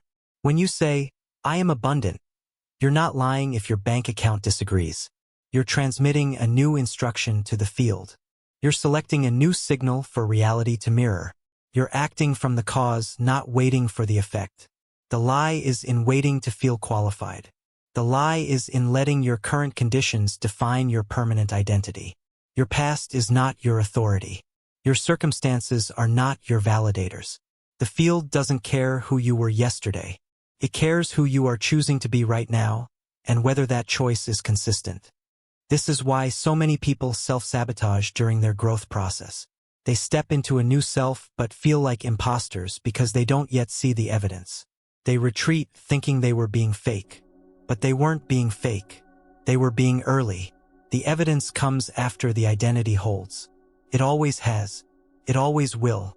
You don't plant a seed and demand proof the next hour. You don't go to the gym once and call yourself strong. You don't declare a new self and see immediate validation. But the absence of proof isn't the absence of progress. It's the test of consistency. And most people fail that test, not because they're incapable, but because they don't understand how the field works. Here's the real discipline. Can you hold your identity even when nothing around you validates it yet? Can you hold the frequency of "I am enough" even if no one affirms it? Can you hold the frequency of "I am ready" even if the opportunity hasn't arrived? Can you hold the frequency of "I am chosen" even if others haven't recognized you yet? That's not ego. That's not delusion. That's leadership. Because reality doesn't lead your identity. Your identity leads reality. And when the identity holds, the field responds. This is how creators think. They don't ask, "Who am I allowed to be?" They decide, "This is who I am," and reality will catch up. They don't need constant evidence. They don't need applause. They don't need reassurance. Because they understand the law. That cause, in its most refined form, is a steady identity signal. And that signal is more powerful than action, affirmation, or hustle. Let's dismantle the old programming once and for all. You've been conditioned to be realistic, to defer to credentials, to seek permission, to wait for the world to call you forward. But the quantum field doesn't operate on logic. It operates on congruence. If your inner state says, "I am now this version," and your frequency holds steady, the outer world bends to match, because the signal is no longer scattered. The broadcast is no longer contradictory. The identity is no longer tentative. It is clear, and that clarity collapses the wave. You are not here to explain yourself. You are not here to justify your next-level self to people who only know your old frequency. You are here to select and stabilize the version of you that aligns with your highest reality. That decision might feel unreasonable. It might feel premature. It might feel alone. That's how you know it's real. Because the moment of alignment is often quiet, right before the field erupts in confirmation. So don't flinch. Don't retreat. Don't dilute your declaration just because the world hasn't echoed it yet. The echo always follows the frequency. And now that you understand why choosing identity is not lying, but the most powerful decision you can make, you're ready to see how that choice doesn't just shape your life, it reflects back at you constantly. Next, we will reveal how the universe isn't reacting to you. It's reflecting you through a perfect feedback loop that mirrors your self-image with mathematical precision. You've heard the phrase, "Your outer world reflects your inner world." But this isn't just philosophy. It's not metaphor. It's not just a poetic idea passed around in spiritual circles. It is a literal law. Reality operates as a holographic feedback system, which means the world you walk through is not reacting to you. It is mirroring you precisely, completely, and without error. This is not judgment. It's not punishment. It's feedback. Your environment, your relationships, your opportunities, and even your obstacles are not external forces acting on you. They are internal identities projected outward into a holographic field. And that field reflects exactly what you believe you are. Let's define it cleanly. A hologram is a projection of information where every part contains the whole. In the same way, your reality is a projection of your identity, and every corner of your life contains evidence of the self-image you carry. When you look at your income, your body, your social dynamics, your creative expression, you're not seeing truth. You're seeing reflected identity. That's the loop. The field doesn't create reality for you to explore. It reflects the identity you've chosen, so you can see what signal you're sending. You're not watching life. You're watching yourself, through people, through events, through outcomes. This is confronting, because it removes all blame. It eliminates all illusion, and it places creative responsibility back in your hands. Not as guilt, but as power. You are not reacting to a world that's happening to you. You are experiencing a real-time mirror of the identity you've decided is yours. And the mirror never lies. Let's look at this holographic loop in practice. If your inner identity says, "I'm not supported," your world will be filled with people who fail to show up. If your identity says, "I'm intimidating," people will avoid deep connection with you. If your identity says, "I'm irresistible," others will confirm it without understanding why. It doesn't matter what you say. It doesn't matter what you think in fleeting moments. What matters is the broadcast you maintain, and the field reflects it exactly. Now, here's the part most people never realize. You don't get what you want. You get what completes the loop. So if you want to change what the world is showing you, stop trying to fix the reflection. Update the projector. Because changing your external world without addressing your internal identity is like yelling at a mirror to smile. It never works. And the field isn't listening to your words. It's showing you what you're already sending. Let's make this visual. Your self-image is a filter. Colors every interaction. Two people can walk into the same room, speak to the same people, and walk away with completely different experiences. Why? Because each brought a different filter and reality mirrored it. One saw rejection where the other saw opportunity. One saw indifference where the other saw praise. One saw threat where the other saw freedom. Not because the room changed, but because the projector did. And that projector is you. So how do you use this? Start reading your reality as feedback. Look at your bank account and ask, what identity created this? Look at your body and ask, what self-image am I unconsciously reinforcing? Look at your relationship patterns and ask, what version of me are they designed to reflect? Then don't fight it. Don't resist it. Don't explain it. Just update it. Choose a new identity. Begin transmitting a new baseline. Hold the signal, and the holographic loop will shift. Not by permission, by design. This is why you don't chase results. You don't need to manipulate the mirror. You need to update your self-perception and let the field follow. It's not guessing. It's precise. It's mathematical. It's mechanical. You are the signal source. Reality is the feedback display. And everything you're experiencing is part of a perfect, programmable, identity-based projection. So now, the question is no longer, why is this happening? The real question is, what part of me is this reflecting? And what new self-image am I ready to lock in? Because the moment that decision becomes stable, the mirror changes, and the world, which has only ever been echoing you, updates in kind. And now that you've seen reality as a perfect feedback system, next we will explore the deepest layer of this illusion, whether we are in a simulation or whether we are the simulators. It's time to question the operating system of the universe itself. The question has echoed through science, philosophy, and metaphysics for decades. Are we living in a simulation?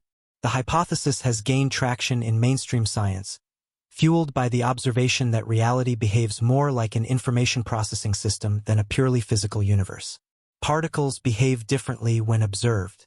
Time dilates based on perspective. Probability collapses into form based on awareness.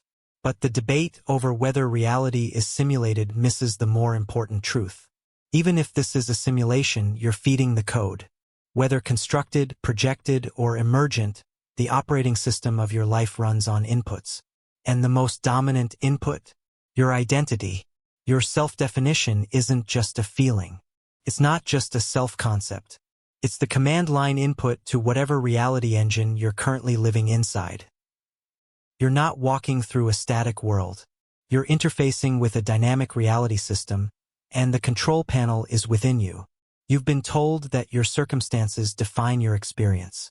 But in this model, the more accurate one, your identity generates your circumstances. Not symbolically, literally. If this is a simulation, then the coding language is energetic alignment. And identity is the root function that instructs how the simulation reacts. You don't need to believe this is digital. You don't need to reduce reality to math. What matters is that the world behaves like a responsive field. And you're the primary user. Let's go deeper. Every moment you're inside a field that responds to command. You've already seen how it mirrors your state, how your reality adjusts to the identity you hold, how people, events, and even time itself seem to bend or harden based on how defined you are. That's not metaphor, that's feedback. So if you're asking, is this all just a simulation? The better question is, what instructions am I feeding the system? Because simulation or not, the outputs don't lie. They are calibrated to your chosen self. Think of it like this. When you hold a certain identity, you activate a particular version of the program. You say, I'm always behind. And the simulation feeds you lag, delays, rejection. You say, I am chosen. And the simulation organizes moments of alignment, presence, and access. You don't need to convince anyone. The simulation listens to frequency.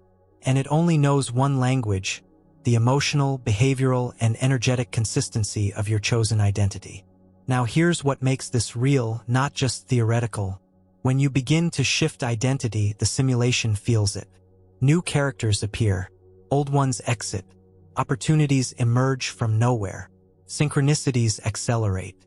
Resistance either collapses or intensifies, depending on whether your system is upgrading or trying to maintain the old configuration. These are not superstitions. These are interface responses. It's not magic.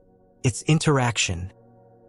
If you're running a program that says, I'm not worthy, I'm not seen, I'm too late, I always have to work twice as hard, then the simulation doesn't argue. It just complies. But the moment you choose a new definition, I am magnetic, I am inevitable, I am safe in abundance, I am the source, not the seeker, the code begins to update. Your job isn't to hack the system. Your job is to input identity instructions that align with your chosen reality. Because the simulation doesn't need you to be perfect. It needs you to be consistent. Let's clarify the mistake most people make. They try to change the simulation by manipulating the pixels. They work harder. They seek more external validation. They change routines, environments, even relationships. But if the internal code, your identity, stays the same, the simulation resets itself. This is why you can leave toxic environments, but recreate them elsewhere. Why you can get money but still feel broke. Why you can be surrounded by people and still feel unseen. You changed the screen, but not the script. You don't upgrade your life by fixing your life. You upgrade your life by upgrading the operator, the identity at the keyboard. This is the real power behind manifestation.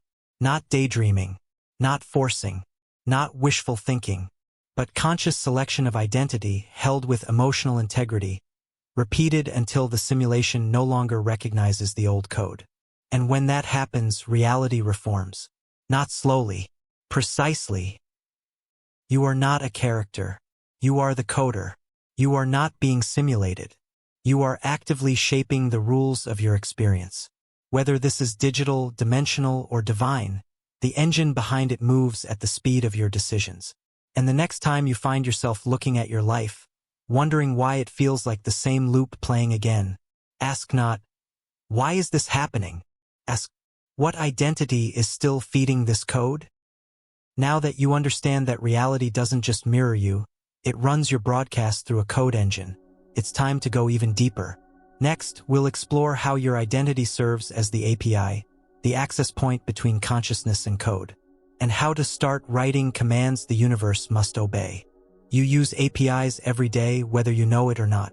When you tap your phone and it pulls in weather data, that's an API. When you log in with Google or access third-party apps, APIs bridge the gap. An API is an interface, a translator between systems. It allows one system to communicate clearly with another. Now take this one level up. Your identity is the API between your internal world and external reality. Your consciousness is trying to interface with the quantum field. Your desires are trying to access resources, connections, outcomes. But unless your identity matches the reality you want, the API call fails. Time's out. It returns an error. It loops without output. Not because you're wrong, but because the interface was never fully connected. You don't manifest through thought alone. You don't manifest through emotion alone. You manifest when your chosen identity sends a clean, stable command into the field, and that command gets accepted. Identity is the signal wrapper that carries your intention into form. No wrapper, no delivery. No delivery, no result. Let's go even clearer. The universe isn't ignoring you. It's just not receiving a readable instruction. The intention is there. The desire is real. But the API call doesn't go through because the identity sending it isn't authorized. Not by the universe, by the alignment. The identity you hold must match the level of reality you're asking to access. If the API is transmitting from, "I'm unsure," the result is confusion. If the API is transmitting from, "I'm not ready," the result is delay. If the API is transmitting from, "I'm still hoping," the result is partial success or mixed results. But when the API is clean, "I am already this," "I am the match," "I am the source," the field replies instantly. It doesn't hesitate. It accepts the connection. This is why action doesn't always work. Because action without proper identity broadcast creates noise in the system. It's like sending conflicting messages across a channel. The field can't compute, so it defaults to the last clear signal you gave, even if that signal was 5 years old. And until you clear that old broadcast and update your API, the system keeps repeating patterns. Not because you're stuck, but because you never sent a new, authorized command. Now here's where this becomes empowerment. You can rewrite your API in real time. You can choose new identity declarations, paired with aligned behavior and emotional consistency, and the field will accept them immediately. Not based on time, but on clarity. You don't need to prove the new identity. You only need to hold it long enough for the field to register the new interface. And then it responds. Not as a test, as a match. Let's translate this. Identity equals authentication layer.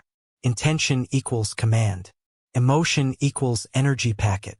Consistency equals signal stabilization. Field equals server endpoint. Manifestation equals processed response. If your identity is clear and aligned, the command goes through. If your identity is unclear, the call breaks. If your identity is conflicting, the system prioritizes the dominant signal, which is usually your unconscious default. This is why choosing identity is not optional.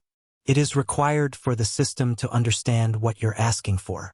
You can want love, wealth, peace, but if your API says, "I don't deserve it," or "I've never had it," or "it's hard for people like me," the request will not go through.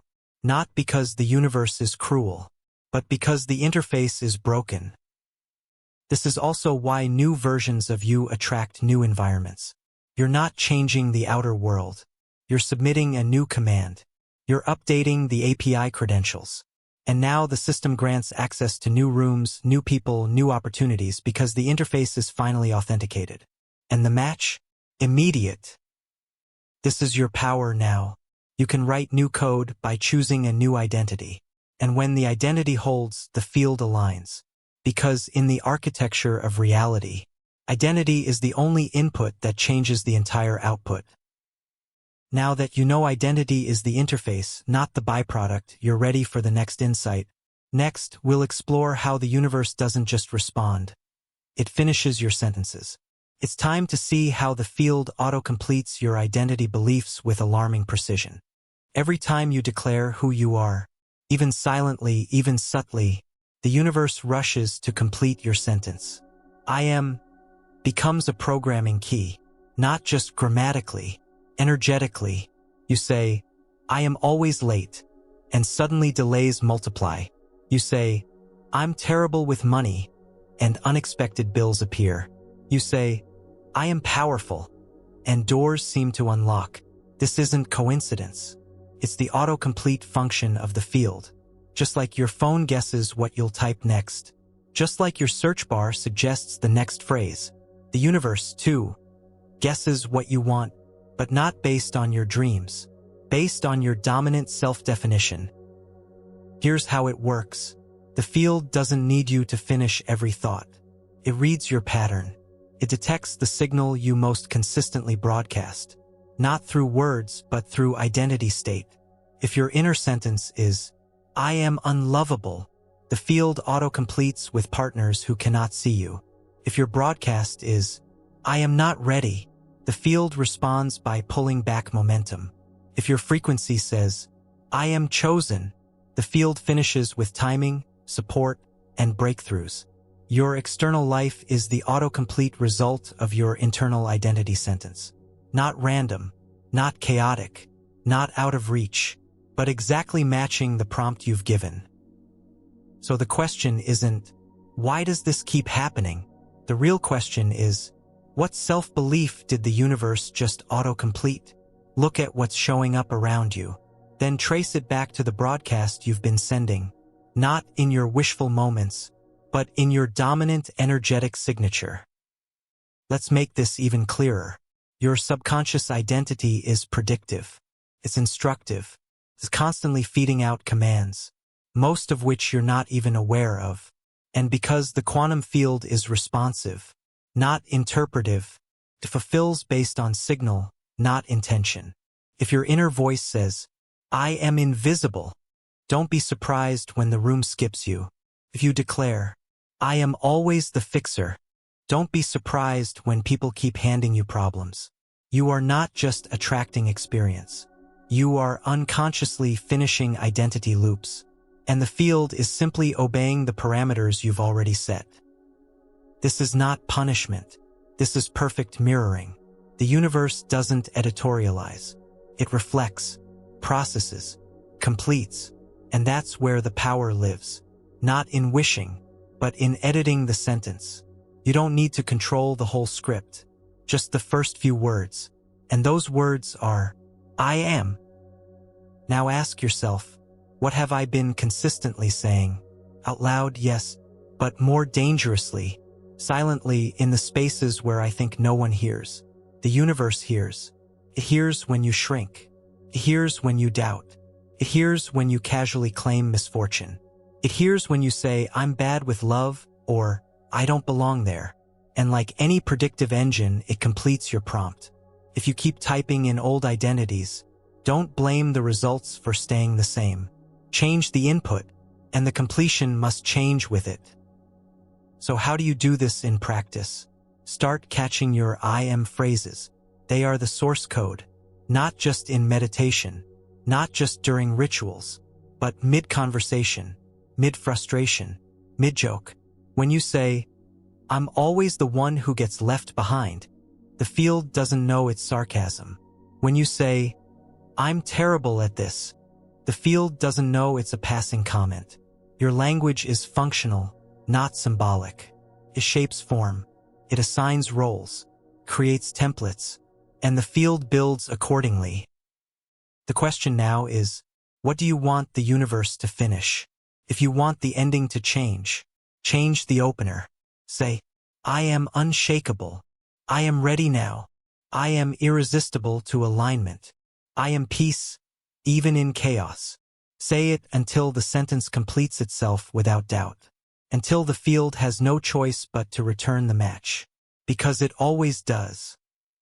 You're not here to wait for results. You're here to issue prompts. And the prompt begins with identity. Now that you see how the field autocompletes your inner sentences, next we'll break down how those completions turn into structure. How belief becomes architecture. And why you're living inside a building your mind has been updating this entire time. Look around your life.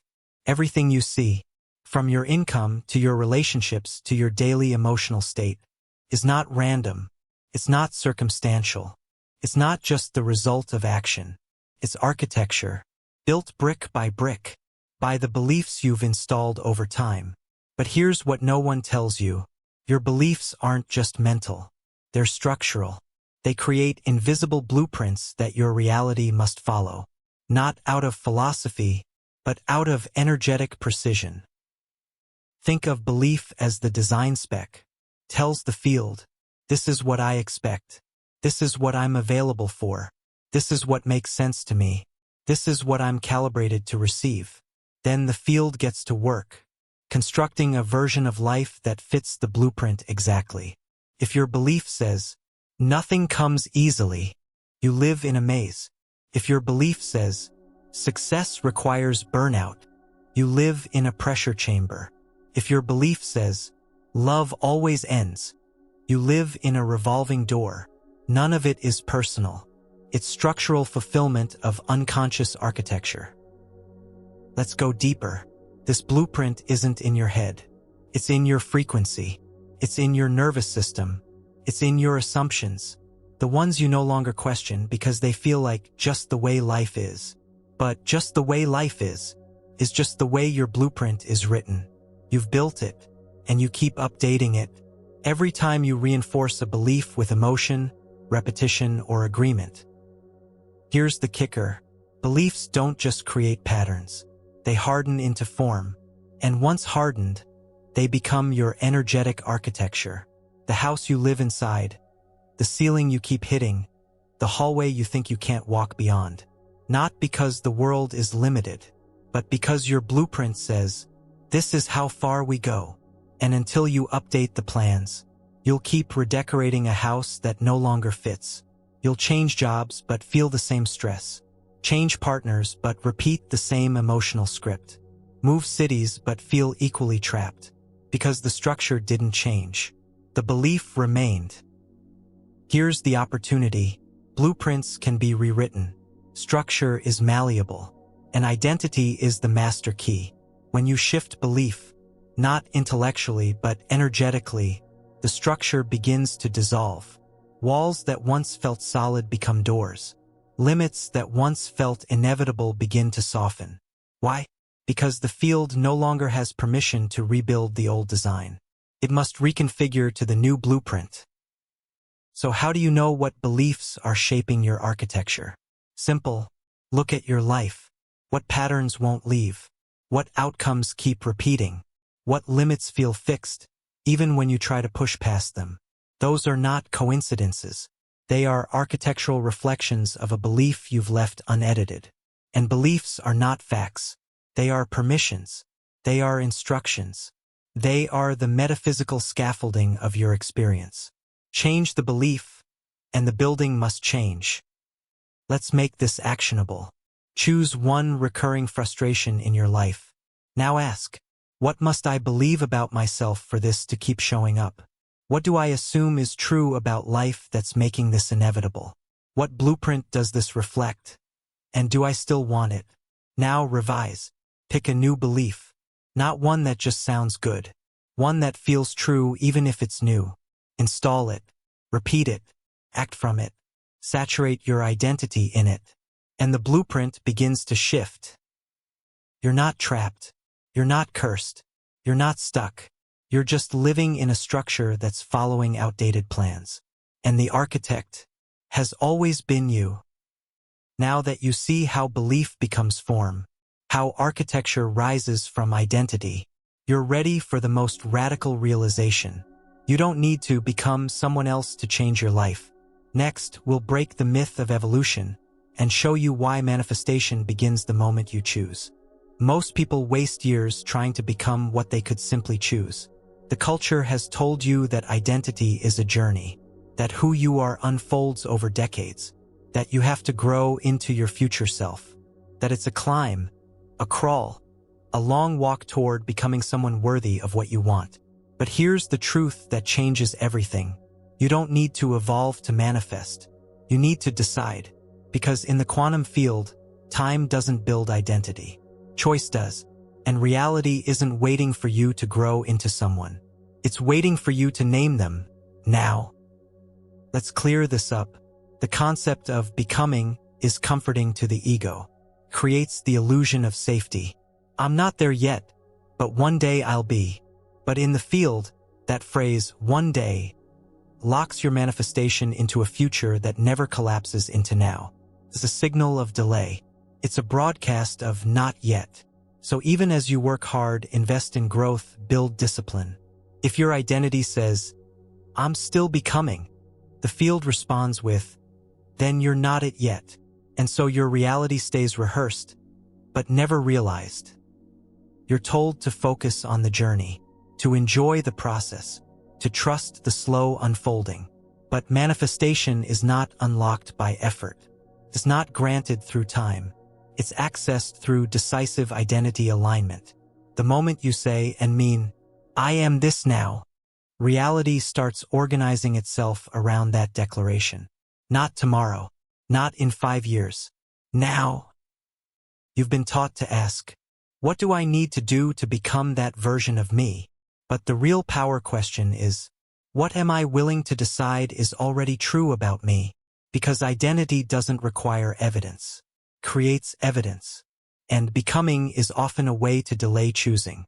To say, I'm becoming abundant, is to tell the field, don't give it to me yet. I'm not there. To say, I'm working on being confident, is to admit you've chosen a frequency that doesn't match what you want.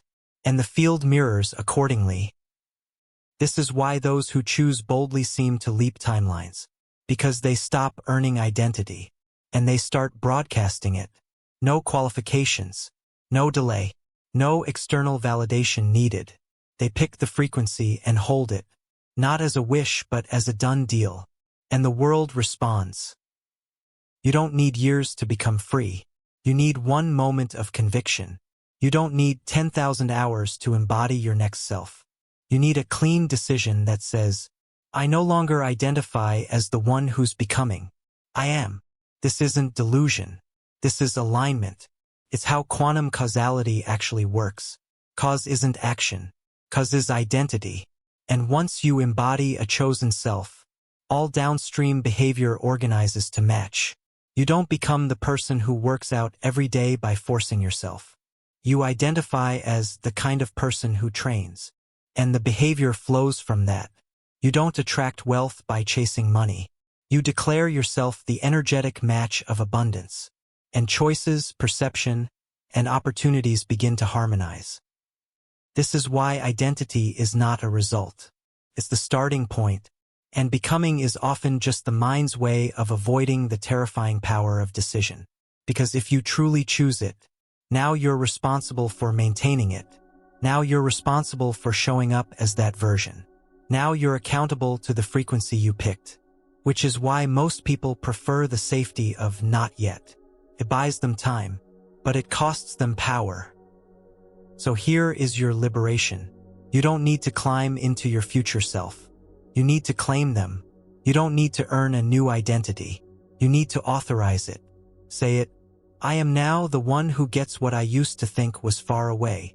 I am now the one whose life is already upgraded. I am no longer becoming. I am. Not someday. Not when they believe it. Now. And now that you know you don't have to wait, that manifestation doesn't require proof. Only presence. You're ready for the next truth. You're not walking one path. You're standing at 1,000 forks every second. Next, we'll explore how identity is the selector of timelines, and how every moment is a choice point for your destiny. Let's destroy the illusion of the straight path. You are not on a fixed trajectory. You are not following a single thread of fate. You are not bound by one version of how your life unfolds. At every moment, you are standing at the identity fork, a branching point between infinite timelines. And the timeline you enter next isn't based on effort, or logic, or past decisions. It's based on the self you choose right now. Here's what the world doesn't teach you. You're not walking down a line. You're collapsing a timeline. Reality is not a hallway. It's a field of overlapping possibilities, all waiting to be activated. And the only variable that determines which possibility turns into form is identity selection. Choose the version of you that plays small and the future contracts. Choose the version that claims power and reality expands. It's not karma. is not fate. It's feedback. Let's visualize it.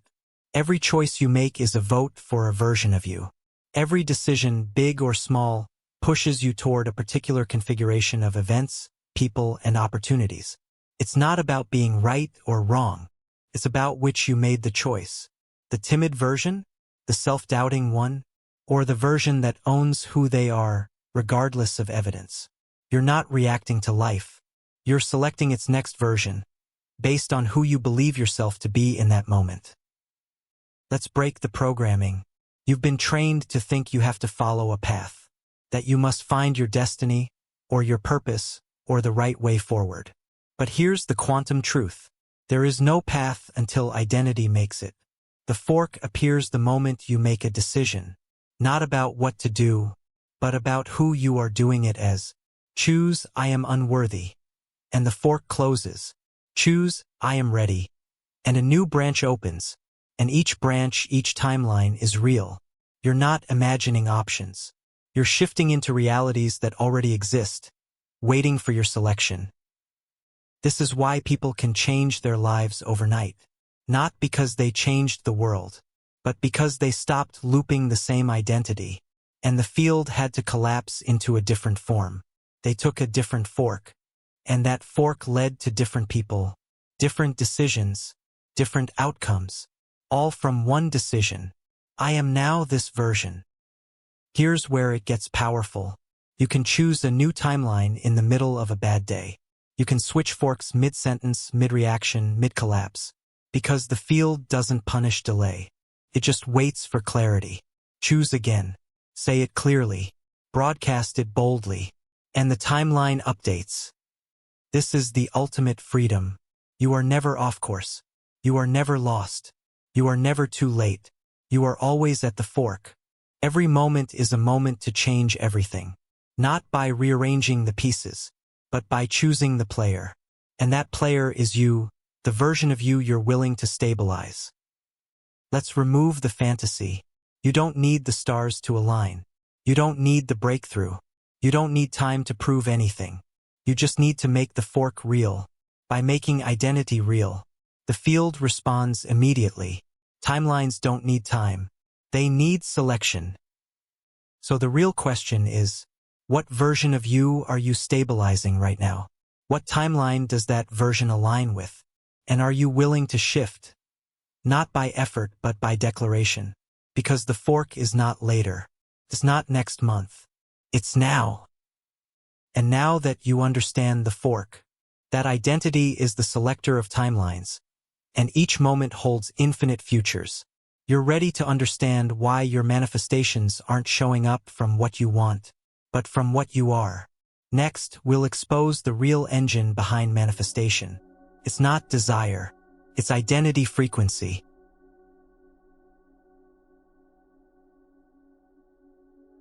This is the point where most people misunderstand manifestation completely. They believe if they want something badly enough, if they visualize it, script it, write it on their vision board, the universe will respond. But the field doesn't respond to want. It responds to identity. You don't attract what you wish for.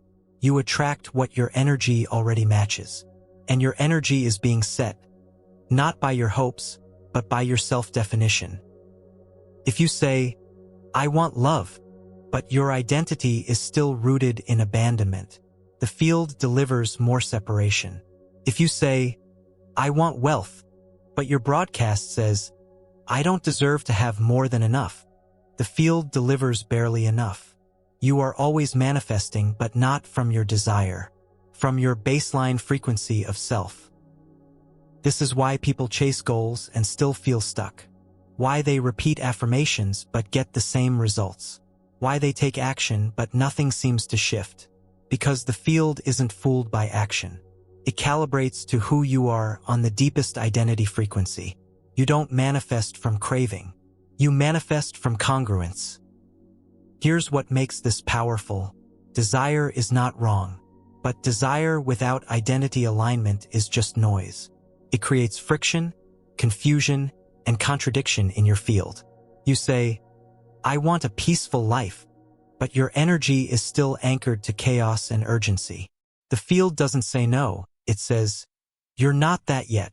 Not because it's judging, because it mirrors. So how do you align? How do you become the match?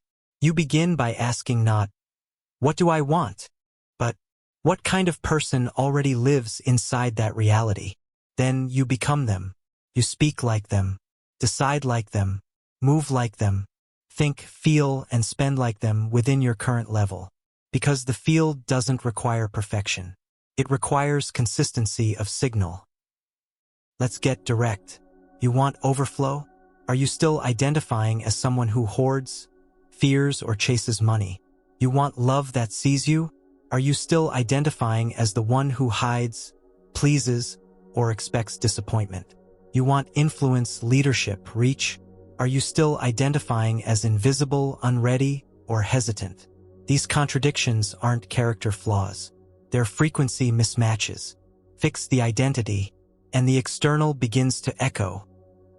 This is the secret most people avoid. Desire is cheap. Choice is costly. Because once you choose identity, you can't pretend anymore. You can't hide in one day. You can't outsource your power. You can't blame timing, algorithms, or other people. You're now aligned or not. And the field shows you exactly where your signal is strong, and where it's still broadcasting contradictions. Let this be clear. You already know who you want to be. You already feel the pull of that version of you. So the question is, are you becoming more of that now? Or are you still rehearsing an outdated version of yourself, hoping your desires will drag you into change? They won't, but your chosen identity will. Because when you match the frequency of what you say you want, you stop chasing. You start attracting. Not because it's magic, because it's alignment. Now that you understand you attract who you are, not what you want, it's time to confront the gap. Why do goals fail even when desire is high? Next, we'll break down the identity gap and show why intentions collapse without self-congruence. This is the silent sabotage behind almost every failed manifestation, abandoned goal, or plateaued vision. The identity gap is the space between who you say you want to be and who you still believe yourself to be. You set a goal. You get excited. You start building momentum. But underneath, your internal self-definition hasn't caught up. And the deeper signal, the one the field responds to, says, this isn't who I am. Not really. Here's why this matters. The universe isn't listening to your strategy. It's listening to your identity signal. You say, I'm launching this offer. But if your identity still whispers, I'm not a leader, the launch stutters. You say, I'm ready for a relationship.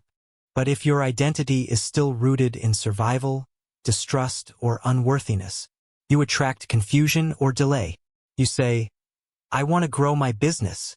But if your identity says, I'm scared to be seen, the field pulls back visibility. This gap is not a moral failing. It's a misalignment. And it's fixable, but only if you become aware of it. So ask yourself, where am I declaring a vision, but still identifying as the old version of me? Where am I speaking from a future self, but acting from an outdated frequency? Where am I creating from hope, but operating from fear? These aren't trick questions. They are the blueprint of where your identity needs to tighten to match your goal. Let's get practical. Every goal requires an identity contract. You don't just choose what you want. You choose who you'll need to be consistently for the goal to stabilize. If the goal is financial freedom, but your identity says, I'm the one who always loses money, that contract is void. If the goal is expansion, but your identity says, I'm not the kind of person people trust, that contract will never activate. Your goals are architectural, but your identity is the foundation.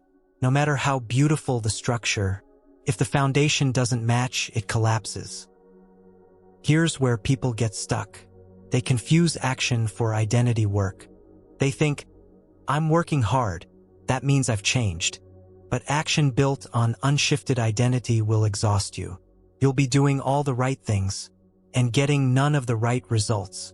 Not because the universe is ignoring you, but because the signal underneath the goal still says, this isn't safe.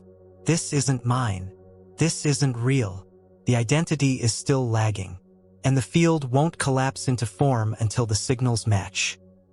So how do you close the identity gap?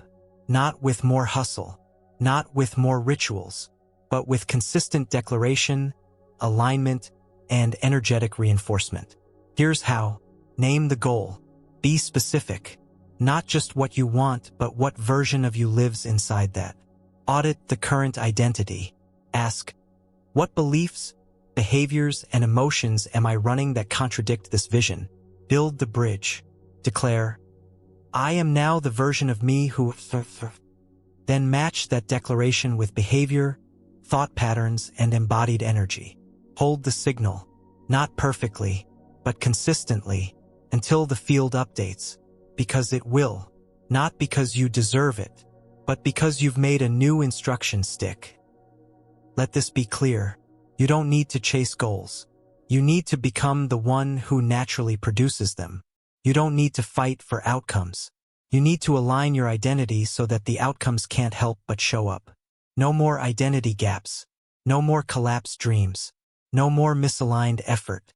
Choose, consciously, fully, now.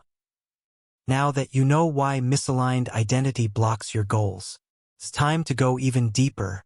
You're sending out instructions all day long, before you even act.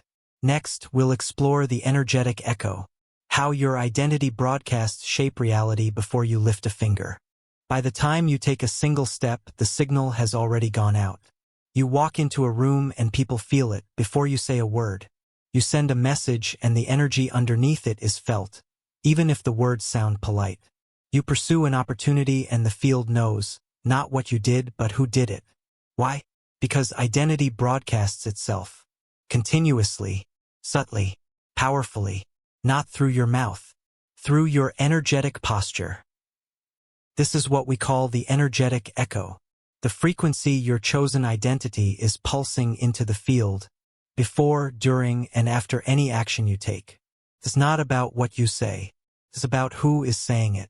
Not about what you want. About who you believe yourself to be while wanting it. Because the universe doesn't respond to words. It responds to coherence. When your identity is congruent, when what you want and who you are match, there's clarity, power, speed. But when there's a disconnect, when your energy says, I'm small, but your actions say, look at me, the field gets scrambled, and the echo returns, dissonant. You've felt this. You've witnessed it. Someone walks into a room without trying, and the room shifts. Someone launches something simple, and it explodes in impact. It's not because they're more talented. It's not because they got lucky.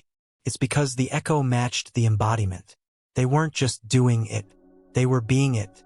And that beingness, that energetic echo, sent instructions to the field long before results showed up.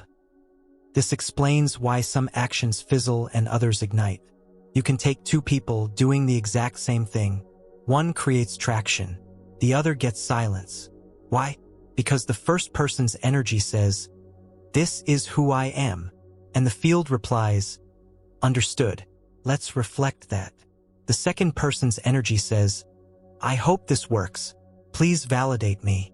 And the field echoes back, let's amplify the neediness you've declared. It's not personal. It's vibrational logic. This is the danger of misaligned action. When you act from insecurity, from scarcity, from, I hope I'm good enough, you're not fooling the field. You're broadcasting fear. And that becomes the echo. You attract mirrors of uncertainty. You generate proof of doubt. You confirm the very story you want to change. Why? Because you acted, but you didn't align first. You said the words, but you hadn't chosen the frequency. So what's the fix? It's not to act louder. It's not to fake it.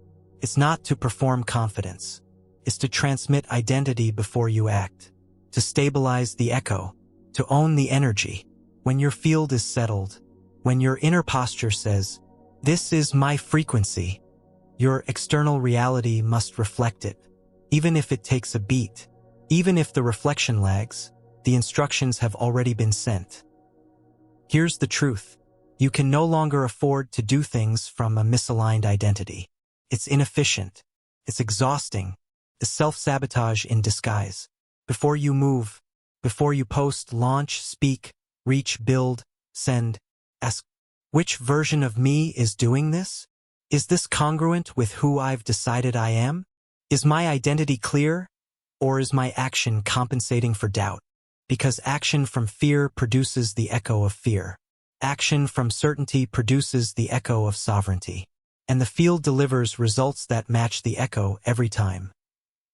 Now that you know your identity is echoing into the quantum field before anything else, it's time to stop collecting information and start choosing. Not once, not someday. Next, we'll break into the one practice that changes everything. The daily act of choosing who you are. You've now seen the mechanics. You understand the field. You've decoded the structure of identity. But knowing isn't the same as broadcasting. And information without decision is delay. So here's the line in the sand. From this moment forward, you choose who you are. Consciously, deliberately, daily. And that decision, simple as it sounds, will change your life more than any external shift ever could. Let's be clear. Most people think they're choosing their identity, but they're actually waiting for permission. They wait for proof.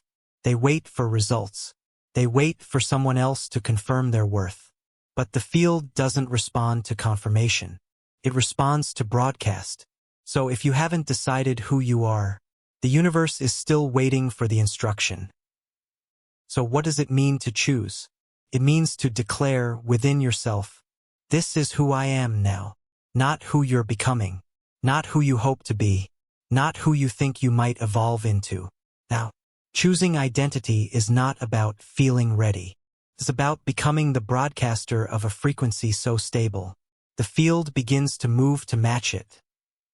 Here's the paradox. The choice must be made before there's evidence. Before you feel totally sure. Before your body catches up. That's what makes it a choice. It's not based on data. It's not based on applause. It's not based on your past. It's based on vision, authority, alignment. So how do you do it? You get quiet. You drop into stillness. And you ask, who am I deciding to be today? What frequency am I broadcasting from now? Am I rehearsing the old self or reinforcing the new one? Then you speak it out loud if needed. You lock it in. You feel it in your spine. And you live from it. Every thought, every breath, every decision becomes a continuation of that declaration. But what if you drift? What if fear rises? What if old patterns knock again? You choose again, not because you failed, but because identity must be restabilized constantly. This is not punishment. It's power. Choosing identity is like holding a note in music. You don't hit it once and walk away. You hold it. You sustain it. And the longer you hold, the more the field begins to resonate. Let's talk about resistance. When you start choosing identity on purpose, your old frequency may fight back. The mind will offer doubt. Your body may feel fear. Reality might test your resolve. This is not a sign to stop. It's a sign that you're breaking pattern gravity. The old self is being decommissioned. And that discomfort is just the death rattle of outdated energy. Hold your signal. Stabilize your posture. Repeat your choice. And the new frequency will solidify. So how do you know it's working? You'll feel subtle shifts. Clarity where there was confusion. Ease where there was effort. Magnetism where there was pushing. Reality begins to reorient. Not instantly, but reliably. Not because you forced it, but because the field finally has a clear instruction. You stopped rehearsing who you were and started living who you chose to be. Let's make this practical. Start your day with one powerful practice. Identity declaration, not affirmations. Declarations. Feel the difference between I am becoming confident versus I am now the one who walks in certainty. One waits, the other commands. One whispers, the other broadcasts, and the field listens accordingly. You don't need years to change your life. You need 10 seconds of truth. The truth of who you are now. No apology, no dilution, no fallback plan. Because when that choice becomes more consistent than your fear, the field recalibrates, and reality catches up. Now that you're practicing daily choice, there's one more piece to lock in. Your identity can't just be personal. It must be lived. In public.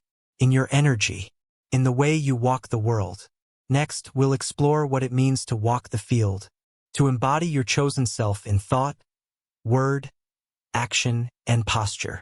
The first few seconds after you wake up are not ordinary. They are not neutral. They are not just waking up. They are the master keyboard, the place where reality receives its first instructions of the day. Before your feet hit the ground, before your mind floods with tasks, before the momentum of yesterday resumes, there is a window, and in that window you are pure signal, untangled, undefended, open. This is where the morning code begins, and it's where your identity must be installed on purpose. Here's why this matters. When you wake up, your brain is still in a transitional frequency. Theta, alpha, liminal. You're not yet fully back in the matrix. You're not fully conditioned into yesterday, which means you are closest to the quantum field in that window. Your conscious mind hasn't taken over. Your ego isn't back online. Your resistance hasn't ramped up yet. It's a sacred portal, where the broadcast of identity can enter cleanly, directly, and deeply. But most people waste it. They reach for their phone. They scroll noise. They resume old stories. And the field receives the message. Same identity as yesterday. Proceed. But when you claim the morning, when you own that window, when you install the chosen self before anything else, you're not just changing your morning. You're updating the entire operating system that the day will run on. You're telling reality, this is the frequency. This is who I am. Everything that happens now must reflect this choice. So what is the morning code? It's not about waking up at 5 a.m. It's not about extreme discipline. It's about identity insertion into your nervous system, field, and command center. It's about waking up and immediately asking, who do I choose to be today? And answering it with certainty. Then repeating it, feeling it, anchoring it in stillness, breath, tone, and presence. Because in that state, you're not performing. You're programming.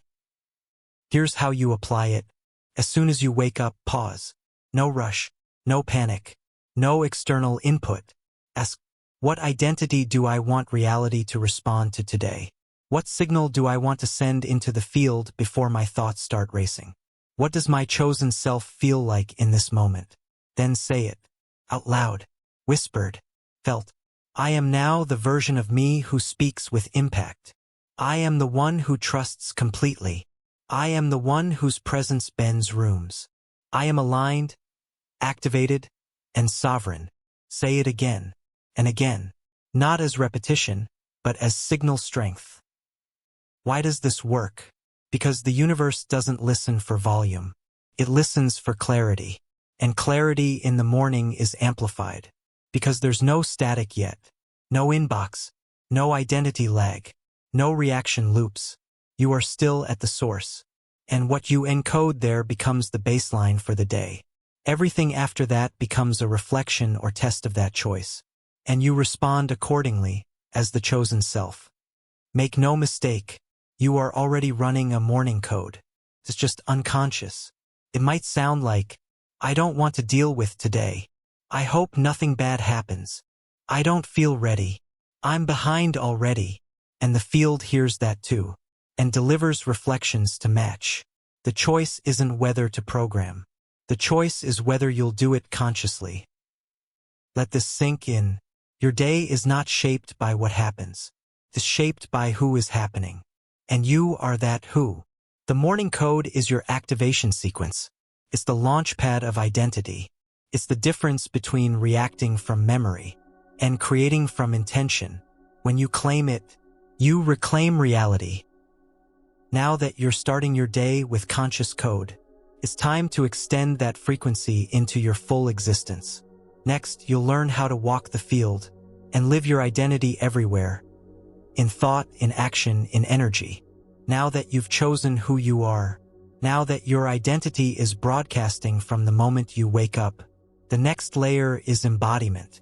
Not the theory, not the vision board, not the idea of who you are, but the lived signal in how you move, how you think, how you breathe, how you show up when no one is watching. This is walking the field. Here's what this means. You are in constant dialogue with reality. Every room, every encounter, every moment is a conversation. Not of words, of frequency. The field is asking, who are you now? And you are answering with your posture, tone, breath, thought, and presence. Whether you know it or not, you are constantly telling the universe who you are. Walking the field means answering on purpose, with congruence, with integrity, with clarity. Let's get practical. When you're in public, what's your energetic posture? Are you walking as the version of you who is chosen? Or are you still broadcasting hesitation? Do your shoulders say, I own my power? Or do they say, I hope I don't get noticed? Are your movements encoded with certainty or apology? Because the field reads it all, and it reflects accordingly. This is not performative. It's energetic authorship. You're not faking anything. You're remembering who you chose to be and walking accordingly. What about in private? This is the test most people fail, because it's easy to declare identity when people are watching. It's easy to embody your chosen self on a call or on camera. But when the room is quiet, when no one is validating you, when you're in sweatpants and doubt, who are you then? That's the real field. That's the actual dialogue.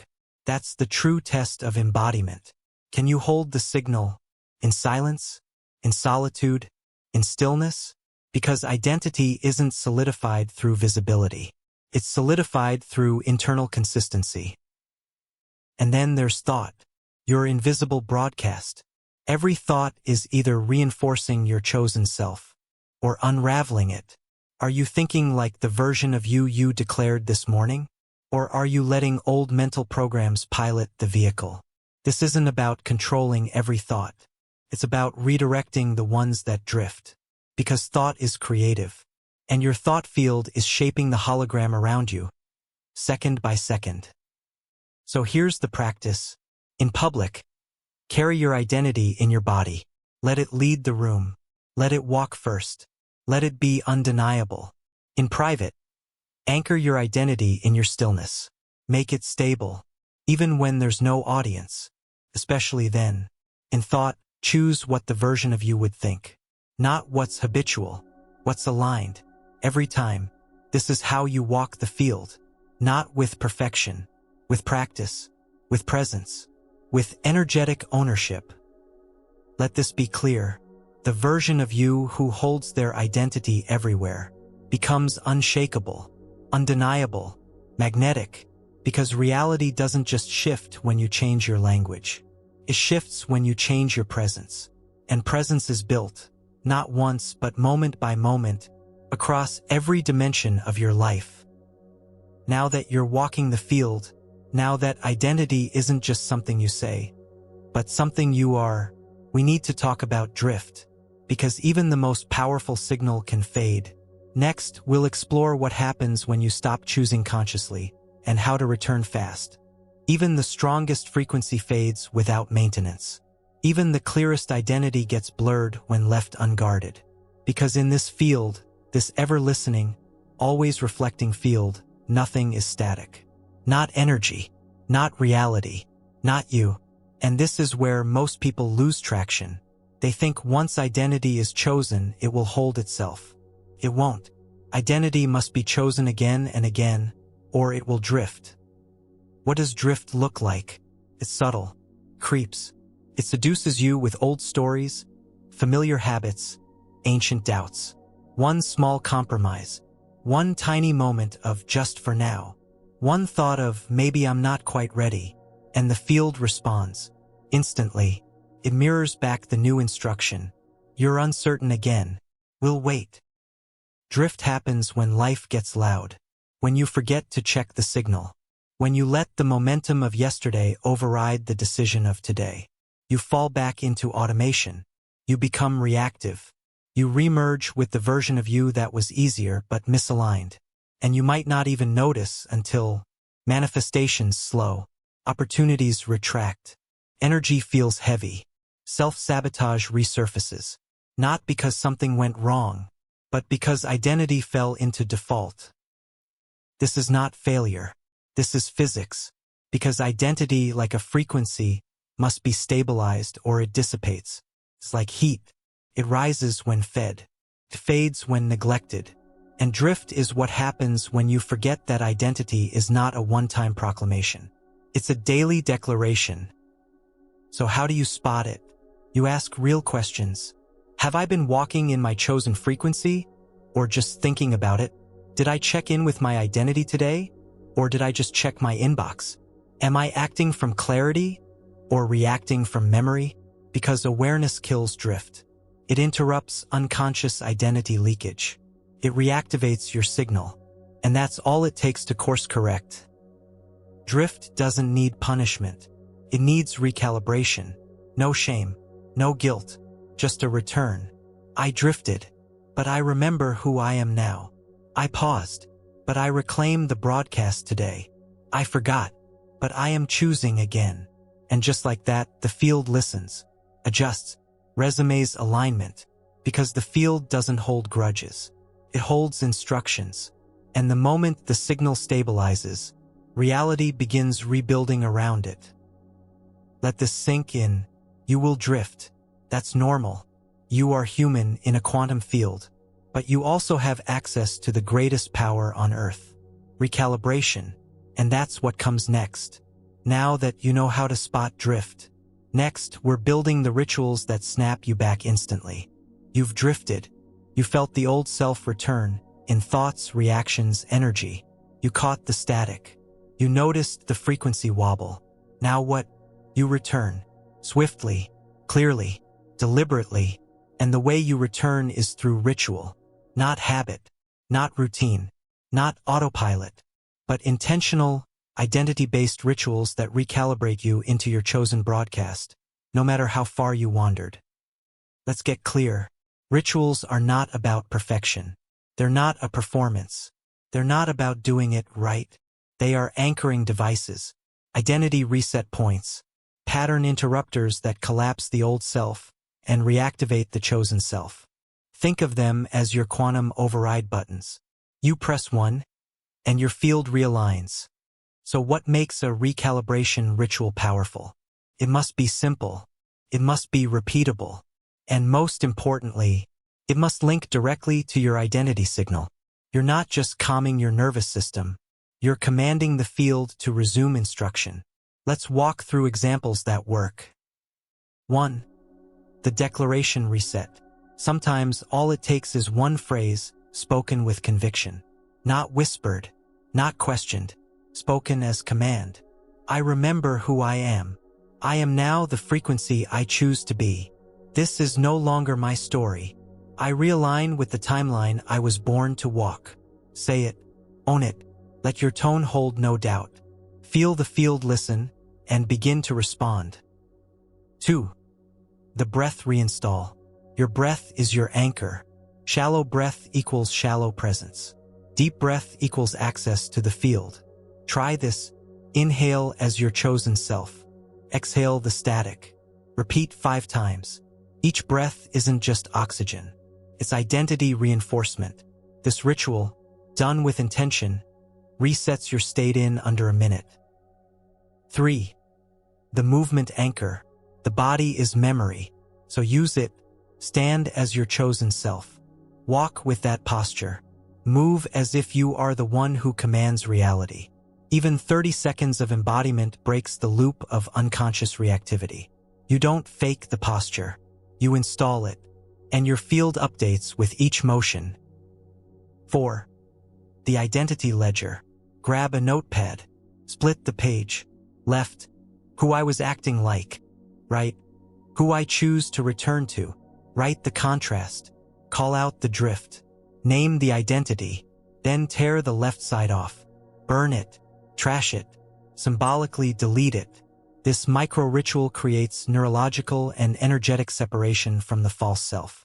And your chosen self returns, stronger than before. 5. The environment pulse check. Your space carries frequency. If your surroundings are cluttered with the energy of who you were, drift is easier. Pause. Look around. What in your environment needs to be shifted to mirror your chosen identity? One object moved. One corner cleared. One candle lit. One track played. Let your space echo your broadcast. That signal alone can shift your entire trajectory for the day. Now hear this. Recalibration doesn't mean weakness. It means mastery. You're not avoiding drift. You're shortening the distance between slip and return. The goal isn't never falling out of alignment. The goal is returning so fast it barely disrupts the field. That's power. That's authorship. That's how the identity stabilizes, not once, but permanently. Now that your rituals are in place, now that you can return instantly when drift hits, you're ready for something bolder. What if your identity could do more than stabilize? What if it could jump timelines entirely? Next, we unlock one of the most reality-bending truths yet. Identity shift equals timeline hop.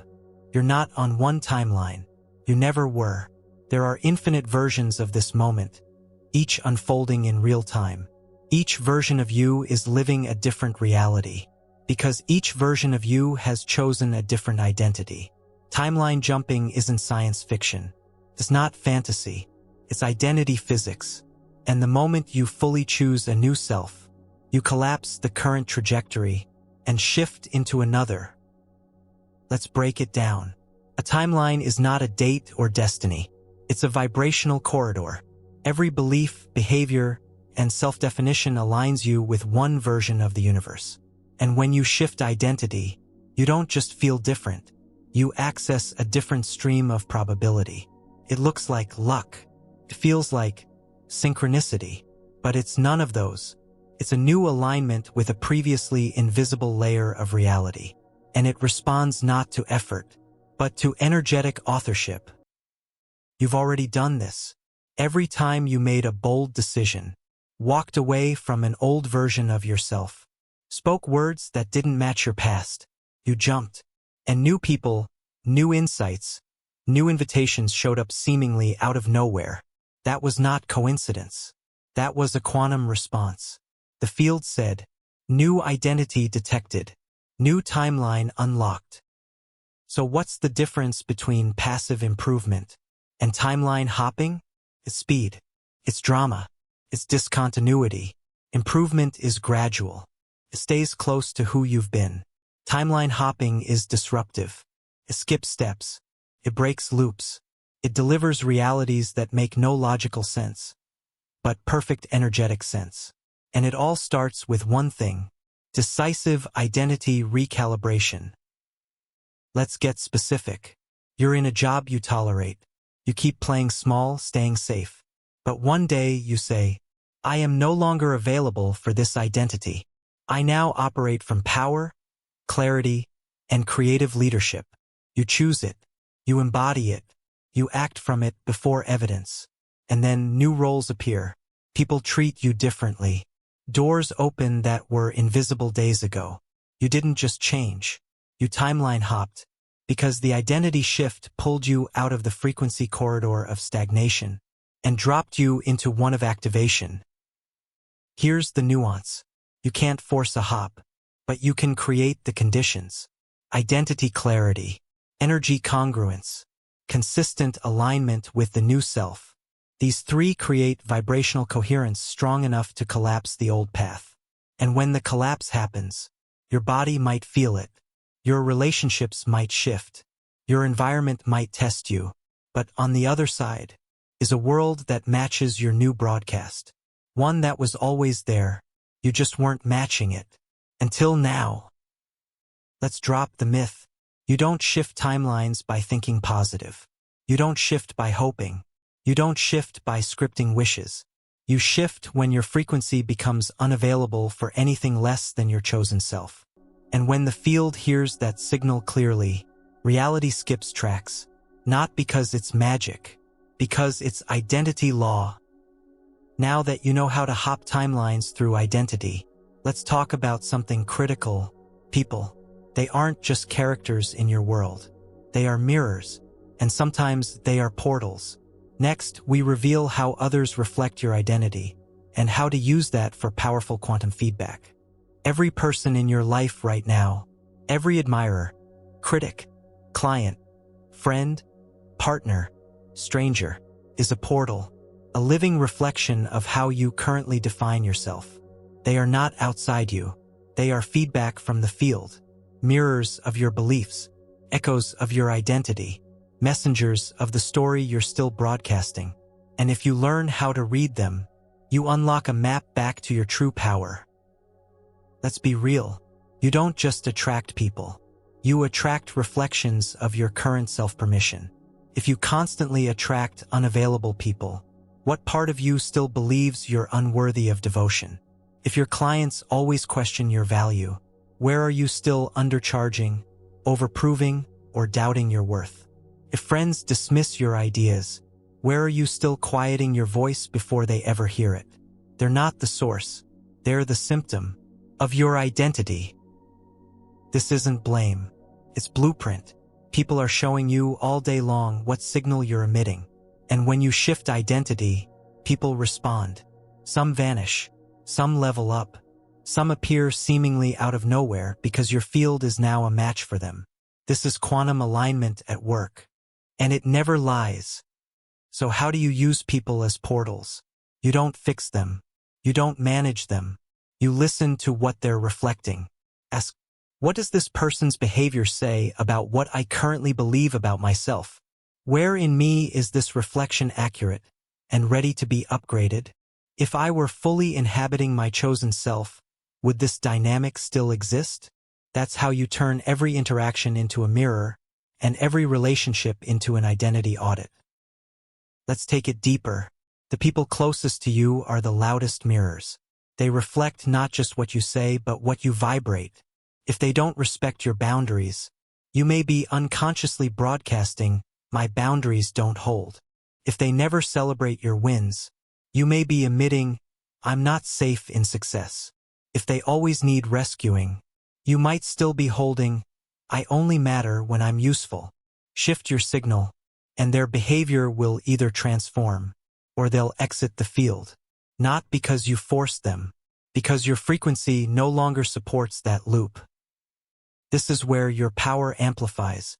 You don't need people to change. You need to become unavailable for reflections that no longer match your self-concept. Declare it, "I no longer attract what contradicts my chosen identity. I now allow only relationships that mirror my truth. I recognize every person as a portal to deeper alignment." And so it is. Let this be clear. People aren't problems. They are portals. Not to be judged, but read. They reveal the stories you still carry. They echo the energy you think you're hiding. They mirror back the parts of you that are still deciding. And that's the gift. Because once you know this, you'll never outsource your power again. You won't resent people for reflecting what you've been unconsciously broadcasting. You'll use them to refine your signal even further. And in doing so, you collapse timelines faster than ever before. Now that you've seen how people are reflecting your current identity, it's time to look at something even more potent. Your triggers, the moments that feel like breakdowns, may actually be invitations to activate a dormant version of you. Some events don't come to break you. They come to wake you. A harsh rejection, an emotional spiral, a seemingly small moment that lands like thunder inside your body. These aren't just random. They are quantum triggers, precision-designed events in your reality meant to activate a higher identity you've been ignoring, avoiding, or suppressing. And when you learn how to use them, you stop fearing disruption. You start recognizing the doorways hidden inside discomfort. Let's redefine the trigger. It's not something bad happening. It's something unprocessed meeting something undeniable. It's an identity boundary getting tested, a belief system cracking open, a story no longer able to hold itself together. You feel it in your chest. You want to react, shut down, defend, explain, collapse.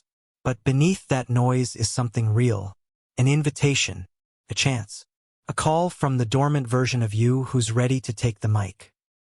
Here's how it works. The field is always mirroring who you're being. But when you're aligned with a false identity, reality will send a shock, a disruption, a mirror so sharp you can't ignore it. Not to punish, to wake. That moment of chaos is an intelligence spike. It says, your current identity cannot carry the frequency of your next chapter. Here's a taste of what's misaligned. Will you now choose differently? Examples? You get ghosted and it hits deeper than it should. You weren't just ignored. A self you've been suppressing, the one who demands devotion, wants out. You lose a job, and a part of you breathes relief. Not because you're lazy, because the self who's meant to lead has been trapped behind a paycheck. You say yes to something small, but your body says no loud. That's not confusion. That's a dormant identity resisting its own burial.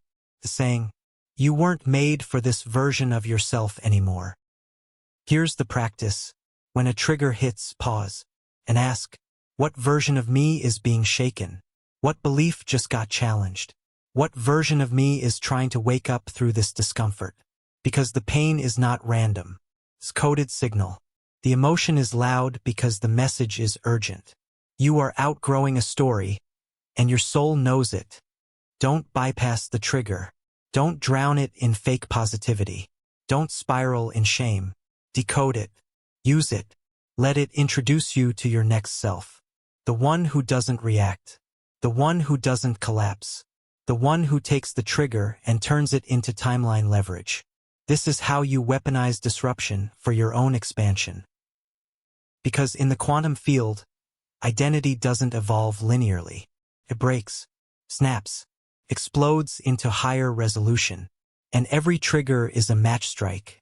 You can burn down the old story or light up the new path. It's your choice. Now that you understand how triggers activate higher identity, there's a larger pattern to address. Is your future already written, or do you write it? Next, we confront one of the most persistent myths in the spiritual space, the illusion of destiny. You were meant to do this. This was always your path. Everything happens for a reason. Sounds comforting. Sounds spiritual. Sounds aligned. But here's the hard truth. Fate is a projection. Destiny is a story. And identity is the author. In a quantum world, nothing is fixed. There is no predestined life waiting for you. There are only frequencies. And the version you live is the one your identity selects. Let's kill the myth gently. You were not born into one story. You were born into a field of infinite potential selves. Each one has its own script. Each one its own network, path, resonance, and timeline. Your destiny isn't chosen for you. It's chosen by you. Every time you decide who you are. So what is destiny? Destiny is not a destination. It's a frequency corridor. You think you're being pulled towards something? You're not. You're locking in with the timeline that matches your current self-definition. If you change your self-definition, you don't lose your destiny. You change it effortlessly, instantly, fundamentally. This is why things feel fated, but shift when you shift. You meet someone and it's magical until you evolve. You love a job until you wake up to your own voice. You follow a path that once felt aligned and suddenly feels suffocating. Why? Because your identity upgraded, and your old destiny lost access to you. That's not betrayal. That's evolution. So the question is not, what is my fate? The real question is, which version of me do I want to build my world around? Because your identity is an architect, and destiny is the house it keeps redesigning in real time. You're not waiting for some cosmic plan to reveal itself. You're not decoding sacred signs to find your one path. You are choosing, and choosing, and choosing again. And each choice constructs the timeline that will feel meant to be once you step into it fully. So what does this mean practically? It means you are not a victim of time. You are not beholden to ancestral scripts. You are not stuck because of karma, contracts, or delays. You are broadcasting an identity and receiving back its matching life. That's it. No fate. Just frequency fidelity. This is where true freedom lives. Because when you let go of destiny as a rigid map, you finally understand you are not finding your path. You are emitting it. And that means it can be changed anytime by changing the self who is walking it. So now the real question becomes, if no fate is fixed, who do you want to become next? Because the identity you choose now is shaping a destiny that never existed before this moment. Next, we'll take this even further. Is your higher self an abstract ideal, or have you actually been this person before? This version of you, the one who radiates clarity, the one who makes decisions without hesitation, the one who magnetizes, moves, and manifests with precision. You think you're becoming them, but what if you've already been them? What if the higher self you keep reaching for isn't a future projection, but a memory, a dormant self waiting to reawaken, not be created? Let's break the illusion. Linear time is a tool. It's useful for clocks, calendars, and meetings, but it's not how consciousness or the quantum field actually works. Your timeline is not a line. It's a web, a multidimensional field of overlapping frequencies, each representing a different version of you. Some versions have already held the power you're calling in now. They've stood in it. They've broadcast it. They've embodied it fully. You're not building that self from scratch. You're tuning to it. You're reclaiming its signal. And once you realize this, manifestation becomes remembering. So is this about past lives? Yes and no. Past lives aren't only reincarnated timelines across centuries. They can be parallel expressions in this very moment, still pulsing inside your subconscious, still informing your field, still available for retrieval. And that future version of you, they're not far away. They're broadcasting from the frequency corridor you're just now stepping into. The moment you match them, you merge, and what was once future becomes now. So how do you access these selves? Not by waiting, not by hoping, but by activating memory through identity. You say, I now remember the self who speaks with complete clarity. I now move like the version of me who already lives in freedom. I reconnect with the energetic code of the one I've already been. And then you don't chase that self. You listen for their frequency. You pay attention to subtle shifts, a new tone in your voice, a sudden confidence in your posture, a strange feeling of déjà vu, as if your power isn't new, just unlocked. That's not imagination. That's you synchronizing with a remembered identity. Here's the paradox. The self you're becoming has already walked in rooms you're entering, has already navigated decisions you're now facing, has already broadcast the signal you're tuning to today. It's not fiction. It's nonlinear memory. And the more you affirm it, the faster you collapse the gap between now and mastery. This changes everything. You're not becoming something new. You're releasing what blocked your access to the version you've already been. And in that release, the field updates, reality shifts, time folds, and your life responds to the presence of a self it has seen before. Now that this self is present, we're no longer reaching forward. We're anchoring, because temporary shifts aren't enough. Let's lock in the identity you've chosen so it becomes your stable signal, not just your peak moment. You've made the choice. You've shifted timelines. You've remembered the self that was always waiting to be reactivated. But here's where most people slip. They feel the new identity for a moment, then default back to their previous self within hours. Not because the identity wasn't real, but because it wasn't anchored. And in the quantum field, an unanchored identity fades. Anchoring isn't repetition. It's reinforcement. It's locking your signal into the grid of reality so that it can no longer wobble. Because once your frequency becomes immovable, So does your reality. Let's clarify. Identity anchoring isn't about effort. It's about resonance stability. You're not trying to hold on to your new self. You're creating an ecosystem, mental, physical, energetic, that supports it automatically. It becomes the ground you walk on, the air you breathe, the default you don't have to remember to choose. So how is that done? 1. Anchor with language. Every word you speak is a reinforcement or rejection of your chosen identity. Anchored language sounds like, I'm not learning to lead. I am a leader. I don't hope to trust myself. I already do. I don't chase alignment. I operate from it. Speak as if the identity is reality, because the field doesn't wait for proof. It responds to certainty. 2. Anchor with pattern recognition. The old self will try to return, not with drama, but with familiarity. It will say, just this once. Let's stay quiet. Don't rock the boat. Anchoring means catching those loops mid-pattern and saying, that's not me anymore. That may have been true, but it's not real now. This identity doesn't fit here. Each interruption is a spike in resonance. 3. Anchor with environment. Your space carries memory. It stores your past frequency. Look around and ask, does this room reflect who I now am? Does my wardrobe match the energy of the chosen self? Does my digital world, emails, bookmarks, content reinforce or dilute me? Anchor identity by shaping your surroundings. Let your space become a co-signal to your reality. 4. Anchor with ritual. Small, repeatable actions, done intentionally, stabilize frequency faster than massive efforts.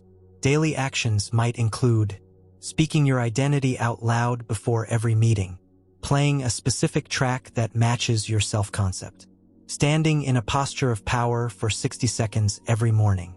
Anchoring happens through embodied memory. The more often you act like it's true, the faster it becomes unshakable. 5. Anchor with boundaries. The chosen self cannot be stable in unstable relationships, environments, or conversations. That means saying no to old dynamics, ending silent contracts that keep you small, walking away from echoes of your previous self. Because anchoring isn't just about addition. It's about removal of what no longer fits your frequency. Here's the truth.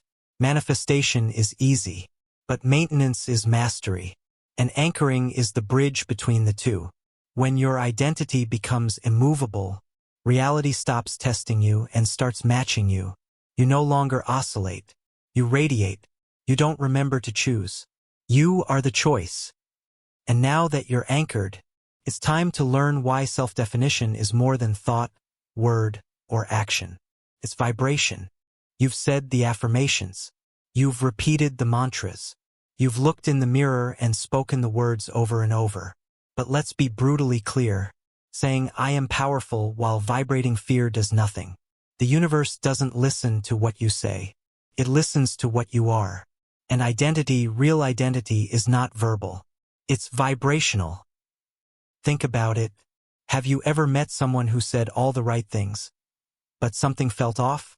Or someone who said very little, but you felt their energy change the room?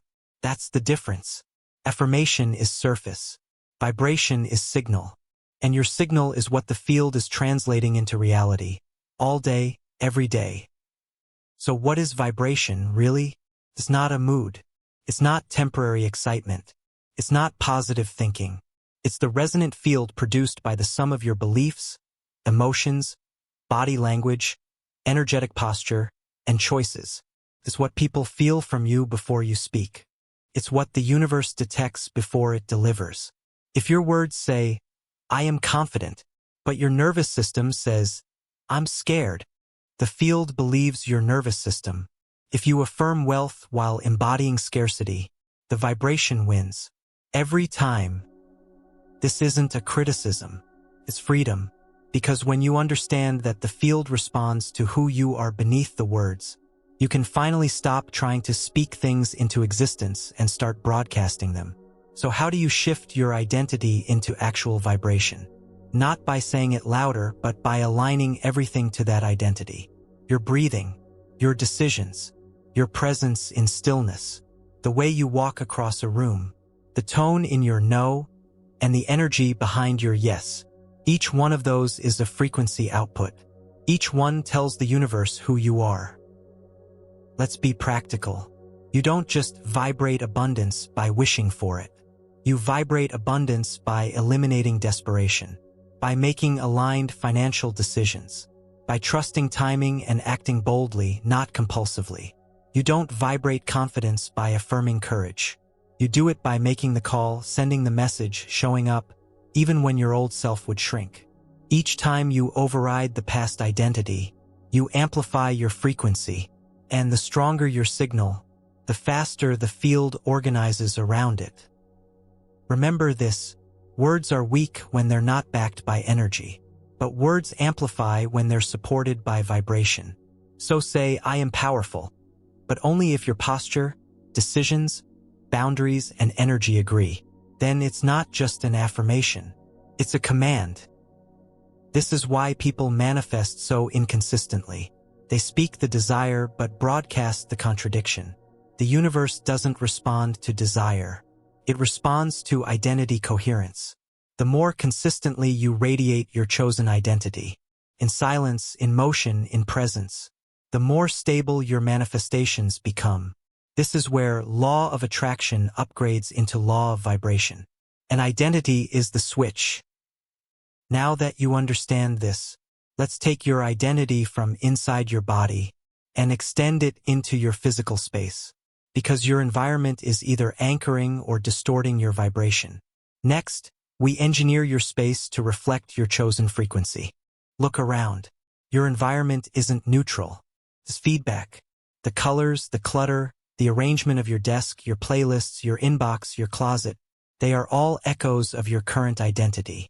And whether you realize it or not, your space is either reinforcing the frequency of your chosen self, or slowly pulling you back into a version you've outgrown.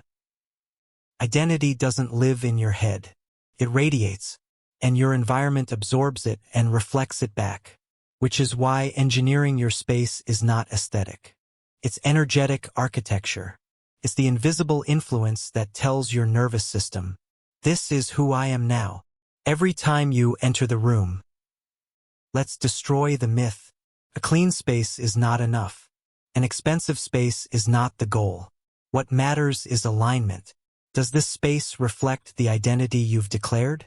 Would the version of you who already lives your desired reality feel at home here? If the answer is no, then you're trying to broadcast from a space that's sending static. So how do you engineer your environment to support your identity? Start with these. 1. Visual reinforcement. Your eyes are gateways to memory. They encode repetition into the subconscious. So ask, are you surrounded by symbols of your new self? Do you have visual cues, mantras, photos, books, objects that reflect your frequency? Or are you still surrounded by items tied to stories you've outgrown? Even one intentional item can shift your energetic posture every time you see it. 2. Soundscape alignment. What you hear programs your state. Music, voices, notifications, ambient noise. Curate it. Silence what contracts you. Play what expands you. Your chosen identity has a sound. Play it like a score to your life. Let it train your field to stay attuned to power, clarity, and momentum. 3. Friction removal. If your space creates resistance, it creates identity fatigue. Messy drawers, uncomfortable furniture, unclear workflows. Each friction point says, you're not supported here. Your identity deserves smooth access to expression. So eliminate micro-frictions that sap your signal. Make your space a launch pad, not a weight. 4. Light and energy flow. Lighting influences biology. Natural light, candles, soft hue, all change your internal rhythm. Your identity doesn't bloom under fluorescence and chaos. It blooms where energy moves freely. Open pathways. Let air, light, and presence circulate.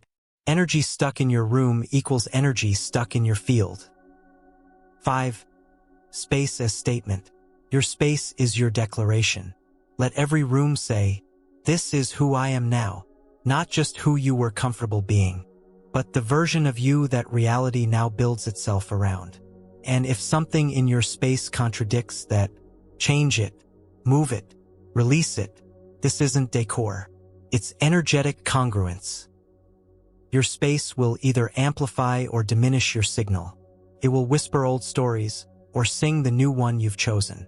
Make sure it sings. And when your environment aligns with your internal identity, your field becomes unmistakable. Now that your vibration is stable and your space is broadcasting with you, let's get even more exact.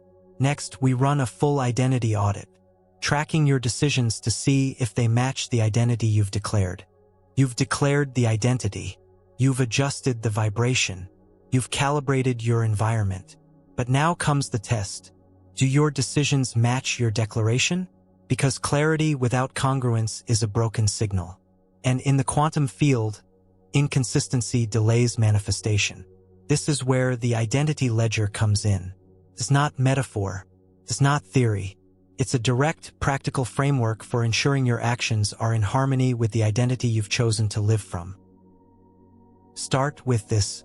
Every decision you make, every yes, every no, every delay, every indulgence, either reinforces your chosen identity or reinstalls your former one.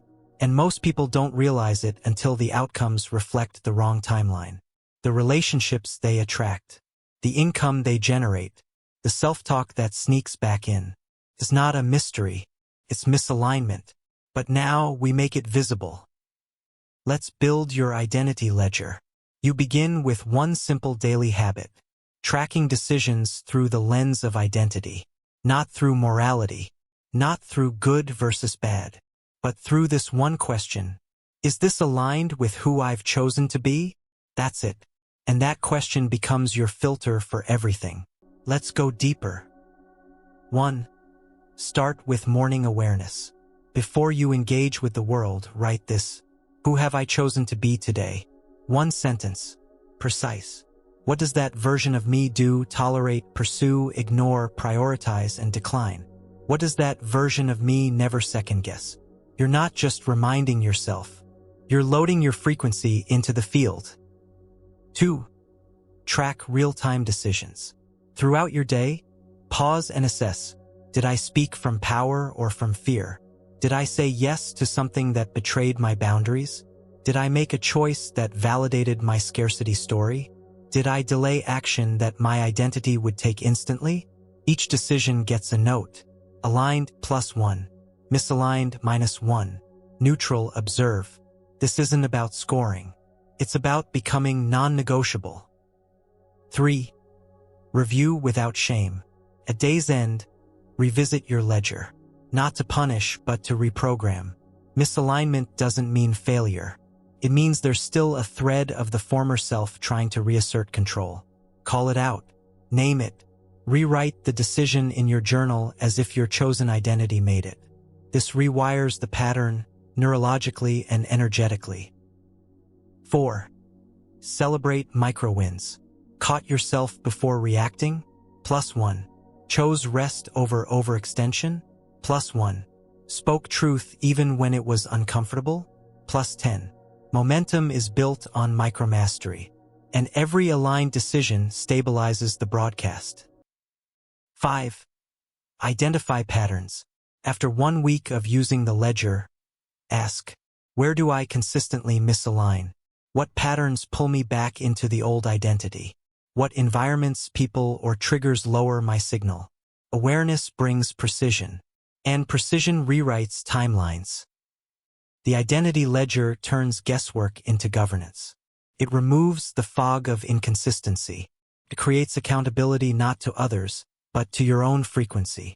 And when your decisions echo your declaration consistently, the quantum field has no choice but to deliver accordingly. That's not magic. That's identity logic. Now that your decision-making is clear, let's zoom out one layer further. Because it's not just your choices that matter. It's the inputs, the people, habits, and energies you've allowed to shape your signal. Next, we run the full energetic audit. You are not just choosing identity. You are protecting it. Because no matter how powerful your declaration, if your energetic field is filled with noise, leeches, loops, and contradictions, your identity will be in a constant state of sabotage. The energy audit is where we clean the signal. We're not talking about vibes. We're talking about frequency interference. Because the field responds to clarity and collapses around distortion. Let's start here. You don't just emit energy. You absorb it. You're a transmitter and receiver. And every person, behavior, screen, scroll, or conversation is either reinforcing your chosen identity or subtly pulling you back into an outdated one. If you've ever felt like your progress is on and off, this is why. Your energy field is being negotiated by unseen inputs. It's time to see them clearly. Here's how to run your energy audit. 1. People scan. Write down every name that enters your space weekly. Colleagues, partners, friends, coaches, family, DMs. Ask, do they reflect my current identity or my past one? Do they respond to my power or expect my compliance? Do they energize or deplete my chosen self? Now be honest. Anyone who needs you to be the older version of yourself is a direct threat to your expansion. You don't have to cut them out, but you must remove them from your energetic command center. 2. Habit audit. Track your top 5 repetitive habits, not the big ones, but the subtle daily ones. Examples: first thing you do in the morning, what you reach for under stress, how you respond to praise or challenge, what you scroll when bored, how you end your day. Now map them to identity. Does each one reinforce the self you say you are? If not, they're frequency leaks. You don't fix them with motivation. You fix them with replacement loops that match your new identity's rhythm. 3. Information inputs. Your nervous system is a sponge. Every scroll, headline, audio clip, notification, it's all data shaping your field. So ask, what voices am I letting into my field every day? What messages are being normalized without my awareness? Are my inputs expanding my chosen frequency or reinforcing my limitations? Cut ruthlessly. Cure it intentionally. You're not fragile, but your identity in construction requires protection. 4. Physical energy feedback. Track your body. Where are you tight, exhausted, resistant, or heavy? Your body will often register misalignment before your mind catches it. If your body resists a habit, a space, a person, or a pace, listen. It knows before you do. Energy doesn't lie, and it doesn't wait. 5. Boundary check. Every unexpressed boundary is an identity leak. Every toleration is a small permission slip for your past self to re-enter. Audit where you're saying yes when you mean no. Audit where silence has become self-betrayal. Audit where being nice is blocking being clear. Because your field doesn't care how polite you are. It cares how congruent you are. After running this audit, you'll know what needs to exit, what needs to amplify, what rituals need reinforcement, what relationships need to evolve. Because you can't install a new identity into a noisy system. You must clear the channel. And once you do, your field becomes undiluted, your signal becomes unmistakable, and your reality begins to match with speed and precision. Now that the interference is cleared, we move into real-world application.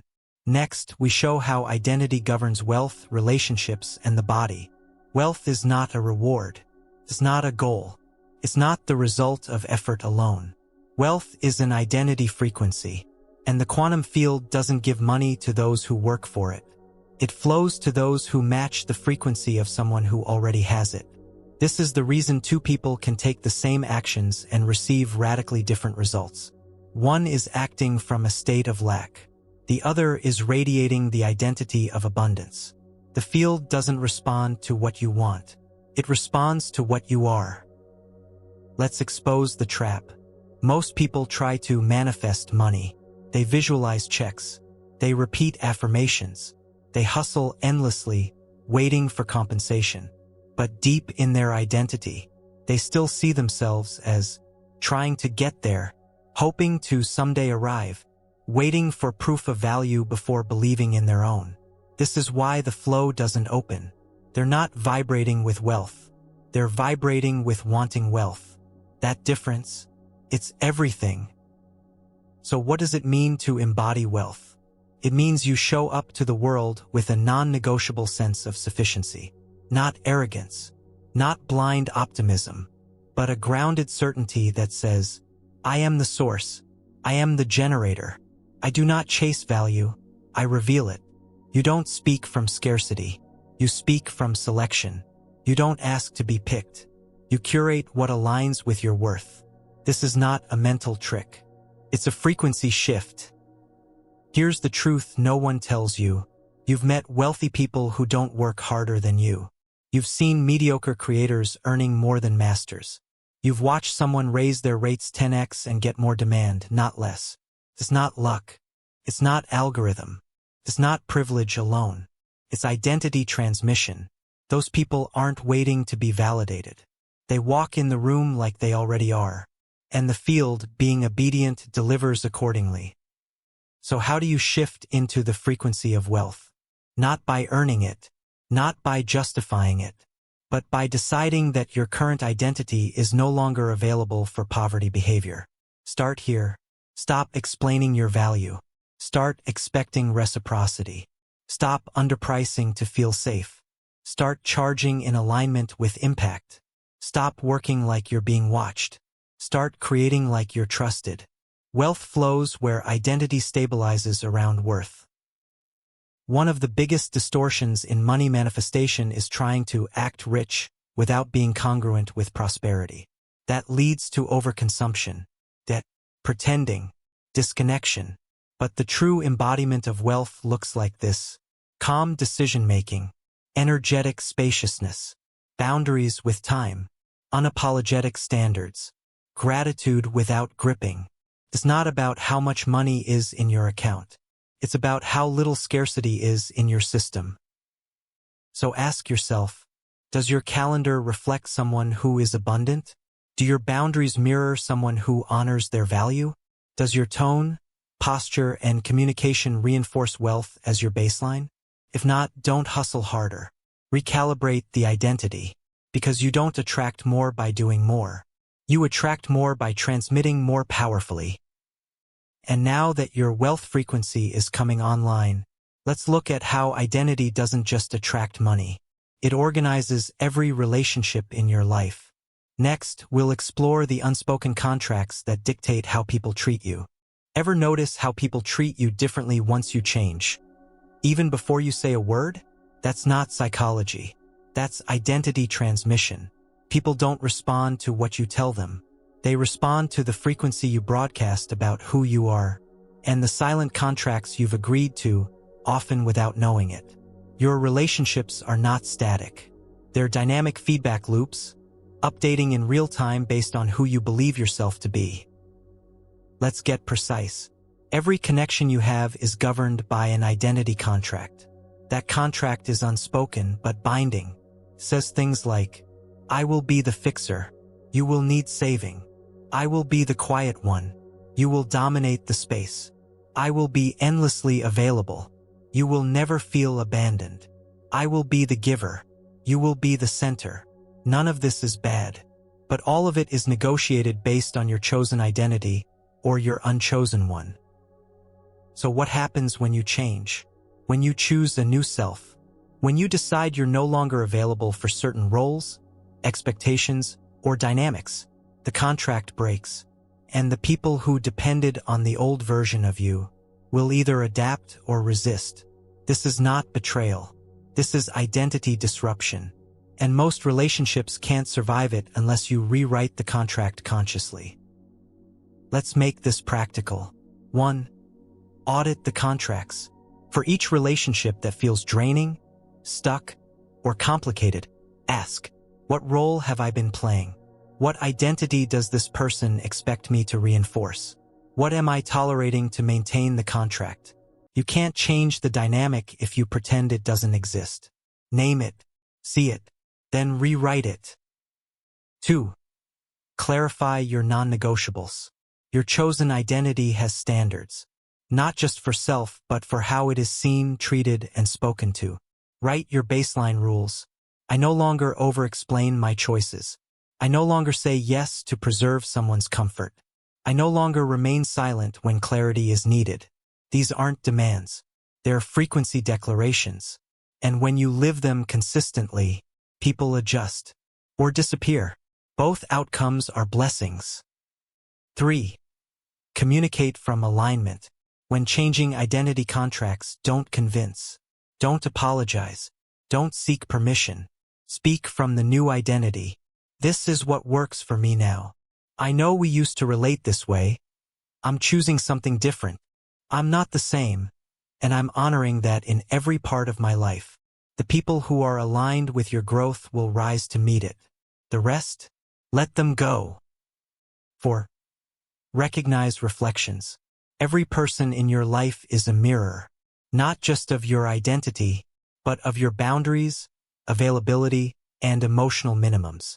So when someone disrespects you, ask where your frequency made room for that.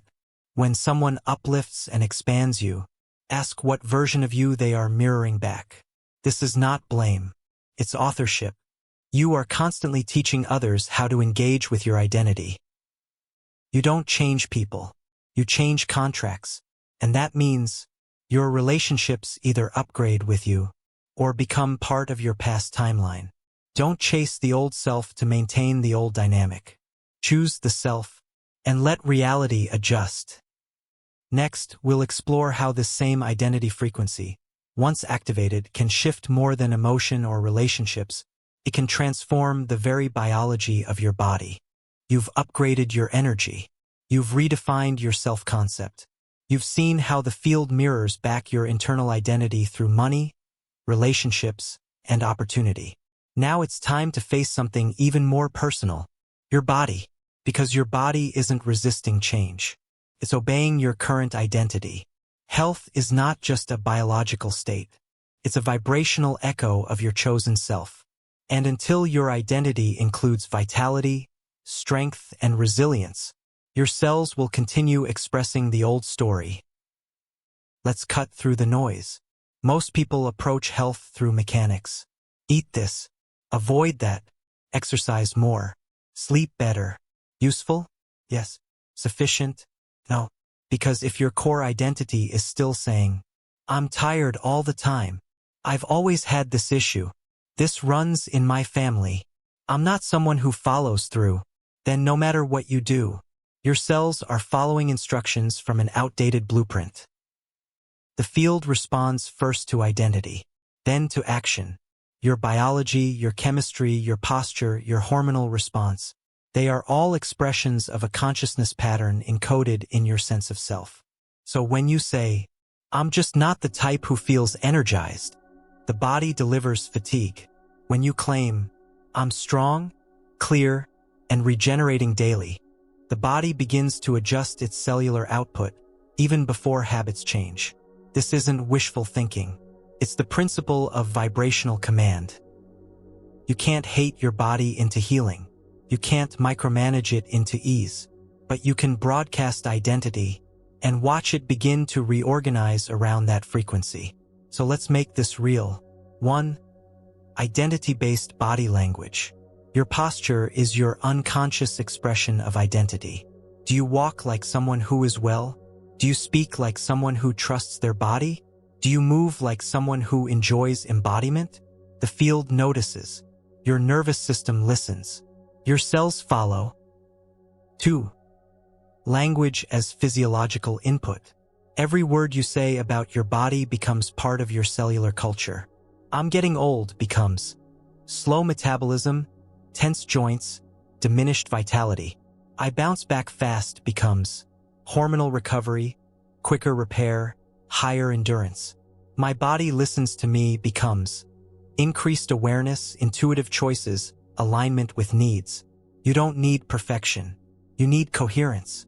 Speak your body into remembering what wellness feels like. 3. Mirror as interface. You've used the mirror to judge. Now use it to instruct. Look at your reflection not for aesthetics, but for communication.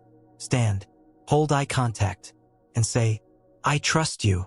I am the self that vibrates vitality. You follow my frequency. That's not a ritual. That's a transmission. 4. Shift the identity first, then add habits. When your internal self-image includes health as default, you won't need to force wellness behaviors. You'll choose them as obvious extensions of who you are. You'll hydrate not because of fear, but because of honor. You'll rest not as a reward, but as a signal of self-worth. You'll eat well not as punishment, but because alignment doesn't crave sabotage. The body wants to follow. It's waiting for a clear command. And once the physical starts reflecting the vibrational, it's time to live from the identity of the future version of you, not as theory but as practice. Next, we meet the self that already lives your highest timeline, and move in sync with their decisions. Let's remove the illusion. You're not on your way to becoming the highest version of yourself. That self already exists, fully formed, fully alive, fully broadcasting. The only thing separating you is frequency, and the fastest way to collapse the gap between where you are and where you could be is to stop reaching for that future self and start living from them now. This is the future self model, not imagination, not visualization, embodiment. You access the timeline not by hoping, but by operating from the decisions, demeanor, and standards of the self who already lives there. Because the future isn't coming. It's waiting, and it's listening for your frequency to match. So let's make it real. Ask yourself, how does the future version of me speak? What do they do first thing in the morning? What standards have they made non-negotiable? What energy do they walk into a room with? What do they never explain, defend, or tolerate? Write the answers. Then reverse engineer your behavior from that self. 1.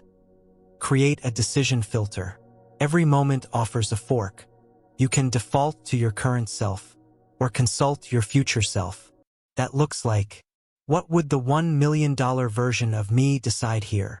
What does the healed version of me say yes to?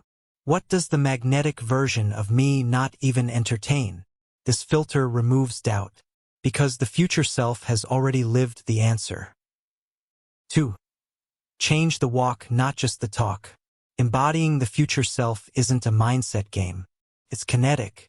It's physiological. The version of you who owns the room doesn't slouch. The version of you who leads doesn't speak passively. The version of you who attracts doesn't hesitate. You don't fake it. You activate it. Through motion, through rhythm, through being willing to look too much in order to live exactly enough. 3. Dress the frequency. Yes, it matters. Your clothing isn't fashion. It's a transmission. Does your wardrobe match the energy you say you're claiming? Do you put on identity or just fabric? Do you leave the house already broadcasting your chosen self? Don't wait to be wealthy to dress with respect. Don't wait to be seen to present your frequency. The future self dresses in alignment with their field. 4. Collapse time with consistency. The future doesn't arrive. It's accessed. And the more consistently you live as the self who already has the results, the faster those results collapse into the now. Time bends for frequency. So stop measuring progress by external metrics. Measure by identity adherence. How closely did I live today as the highest version of me? That's the metric that governs your field. You're not faking a new self. You're returning to the version of you that already knows, already leads, already lives in alignment. The more you choose from that place, the more the universe reorganizes to meet you there. And once you're living from the future self as your present truth, the game changes, because manifestation is no longer a breakthrough. It becomes maintenance. You've created, you've aligned, you've chosen your identity, and reality has begun to reflect it.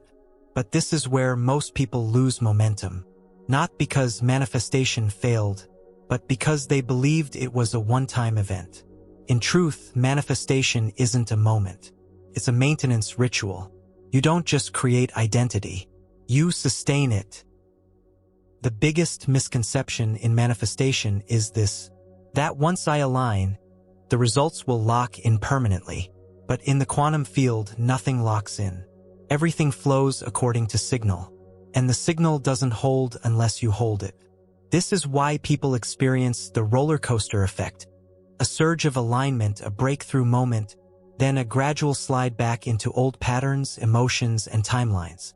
Not because they failed, but because they stopped maintaining the vibration that created the shift. Think of identity like a frequency code. You install it through awareness, behavior, language, and decision. But just like a broadcast, if the station isn't tuned daily, the signal weakens. Old stories creep in. Old habits resurface. Old energies knock at the door. This isn't sabotage. It's physics. The field is asking, are you still who you said you were? So how do you maintain identity? 1. Daily self-recognition. The identity you don't acknowledge fades. Every morning, name the self you are living from. I am the version of me that lives in clarity. I am the self who acts, not reacts. I am the one who walks in overflow, not urgency. This isn't a pep talk. It's a stabilization command. Your words aren't trying to convince the field. They're reinforcing your own signal. 2. Protect the non-negotiables. Your identity has rhythms. If those rhythms are constantly compromised, your frequency dilutes. Examples: a morning you give away to noise, a boundary you let slide for convenience, a truth you withhold to avoid discomfort. Each one is a microfracture in your identity structure. And over time, fractures collapse architecture. So you must ask daily, what does my identity require today? And then, where am I letting the old me sneak back in? 3. Audit your tolerance drift. You don't lose your new self in one dramatic decision. You lose it in slightly tolerating what you said you were no longer available for. That one call you didn't want to take. That one compromise you rationalized. That one small lie to avoid friction. Suddenly, you're off frequency. And the field notices. It doesn't punish, but it does withhold alignment until your signal stabilizes again. Maintenance is about catching the drift before it becomes detour. 4. Reground into vision. When your vision is clear, maintenance is easier.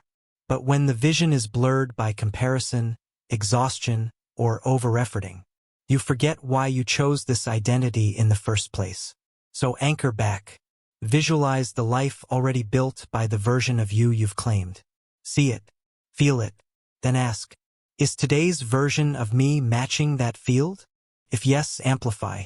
If no, recalibrate. 5. Ritualize your return. You will slip. That's not failure. That's the nature of dynamic identity work. What matters is your ritual of return. A moment of stillness. A posture that recenters. A sentence that brings you back. A breath that realigns your body to your chosen frequency. Return quickly. Return clearly. Return powerfully. Identity isn't static. It's chosen again and again until it becomes default. Manifestation that isn't maintained becomes memory. But manifestation that is nurtured becomes your new baseline. Now that your new frequency is stabilized, let's talk legacy. Because your identity doesn't just shape your reality. It reshapes the timelines of those around you. You thought this was about you, your success, your evolution, your timeline. But identity, once chosen and lived with intention, doesn't stop at your skin. It radiates. And the version of you that claims power, freedom, clarity, and creation rewrites the code for everyone connected to you. Your family, your clients, your audience, your lineage, your future. This is the ripple effect. And it's not theoretical. It's quantum. Let's make this real. Every time you act in alignment with a higher self, you send energetic permission to those silently watching. Alter what's possible for your children, even if unborn. Teach others, through vibration, what's available beyond survival. Interrupt generations of programming with a single decision. This isn't dramatic. It's factual. Because energy doesn't die. Transmits. It multiplies. And your chosen identity becomes a new point of reference for what's normal. 1. Family line ripple. Most of your identity until now has been inherited. What's acceptable to feel. What money is supposed to look like. What level of health is realistic. What relationships should be like. But when you choose to redefine the default, you become the first link in a new chain. You create patterns your ancestors couldn't imagine. And descendants will consider basic. This is how legacy is built. Not through achievement, but through identity upgrades. 2. Collective field ripple. Your energetic frequency adds to the collective. Every act of coherence sharpens the grid. Every decision made in truth strengthens the resonance of alignment on the planet. You've felt it. When someone owns their light, you're pulled toward your own. When someone rises unapologetically, you remember what's dormant in you. That's not admiration. That's field response. You become a tuning fork for others. Not by preaching. By being. 3. Identity as template for others. You are someone's blueprint right now. Someone is observing your language, posture, and choices, and subconsciously recalibrating their expectations of self. Not because you're perfect, but because you're authentic to your frequency. You're showing what becomes available when identity is no longer inherited by default, but chosen by design. 4. Emotional safety for others to choose themselves. When you choose identity boldly, you unconsciously give others the safety to do the same. Your boundaries make others reconsider their own. Your joy forces people to confront their suppression. Your clarity destabilizes the collective fog. This is not about being liked. It's about being a portal, a walking demonstration of what's possible. 5. The ripple is also reversal. Not all ripples move forward. Sometimes your chosen identity triggers a regression in others, because it exposes their stagnant patterns. They may resist, project, distance themselves. This isn't failure. It's evidence of the impact of your frequency. Hold the line. The ripple is working, even when it looks like disruption. You are not just manifesting your reality. You are co-authoring the future normal. And the more consistently you choose identity aligned with truth, expansion, and self-authorship, the more those ripples extend into generations you'll never meet. This is quantum legacy. This is frequency inheritance. This is why your choice today echoes into tomorrow's possibilities. Now let's look at the deeper architecture behind karma, loops, and self-definition. You've been told karma is about actions. Good deeds bring good outcomes. Bad behavior brings consequences. A cosmic scoreboard, keeping tally over lifetimes. But in the quantum field, karma isn't scorekeeping. It's identity repetition. Because in a reality governed by frequency, what you continue to experience isn't punishment. It's feedback from the self you keep choosing to be. Let's reframe this now. Karma isn't about what you did. It's about what you keep declaring yourself to be, consciously or unconsciously. The field doesn't operate on morality. It operates on resonance. And if you keep vibrating from guilt, victimhood, unworthiness, fear, or superiority, your experience will loop around those frequencies again and again. Not because you're cursed, but because the self being expressed has not changed. This is quantum karma. Every time you default into the same emotional pattern, you're not paying for a mistake. You're reinstalling the same identity code. The moment you choose a new identity, not as fantasy, but as default operating mode, the loop collapses. No penance required. No waiting. No delay. Because the field has no memory. Only mirrors. Let's break this down. 1. Guilt loops as identity recurrence. When you carry guilt for past actions, you subconsciously identify as someone who damages or fails. Even if you've learned, If you haven't forgiven yourself and chosen a new self-definition, you'll unconsciously sabotage your own progress to match the guilt frequency. Karma isn't punishing you. It's confirming who you keep saying you are. 2. Victim identity and cyclical reality. If you've experienced real pain, trauma, or loss, that's valid. But when pain becomes identity, I'm someone bad things always happen to. I'm never seen. I can't trust life. Then every new experience becomes an echo of the past. Not because it must, but because you keep choosing the same seat in the quantum field. 3.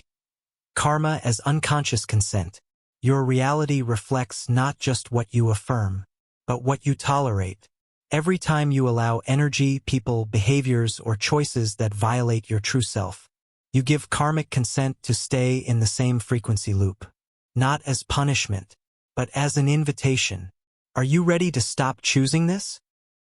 So what ends karma? Not time, not suffering, not spiritual points. A new identity. One that doesn't carry the story. One that no longer vibrates from the old emotion. One that refuses to perform the same role in the play and walks off stage. That's the true break. Not because the field forgives you, but because the field no longer recognizes you as the same player. 4. Collective karma and conscious rejection. You're not just undoing your own patterns. You're unplugging from generational karmic fields. You were born into certain energetic scripts: lack, suppression, duty, shame, cycles of overgiving, fear of power, fear of being seen. But just because it was passed down doesn't mean it must pass through. The moment you say, I no longer choose this frequency as part of my identity, you become a line breaker.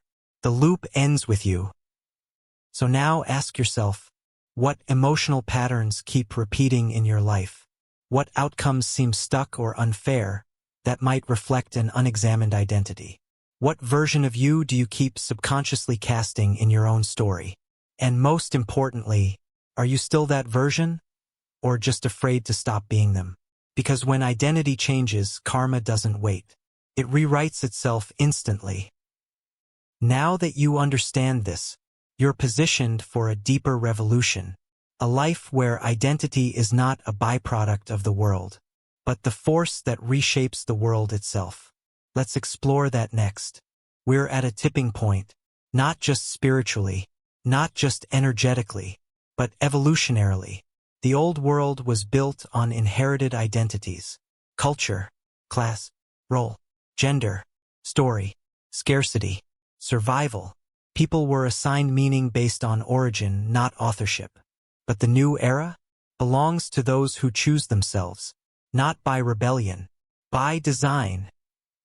This is the self-defining revolution, the rise of humans who no longer wait for permission to be powerful, validation to feel worthy, evidence to feel secure, approval to feel visible. Instead, they define, then align. They declare, then act. They assume the role, then live into the resonance. These are the architects of the new timeline. In this revolution, value isn't earned. It's stabilized. Success isn't negotiated. It's claimed.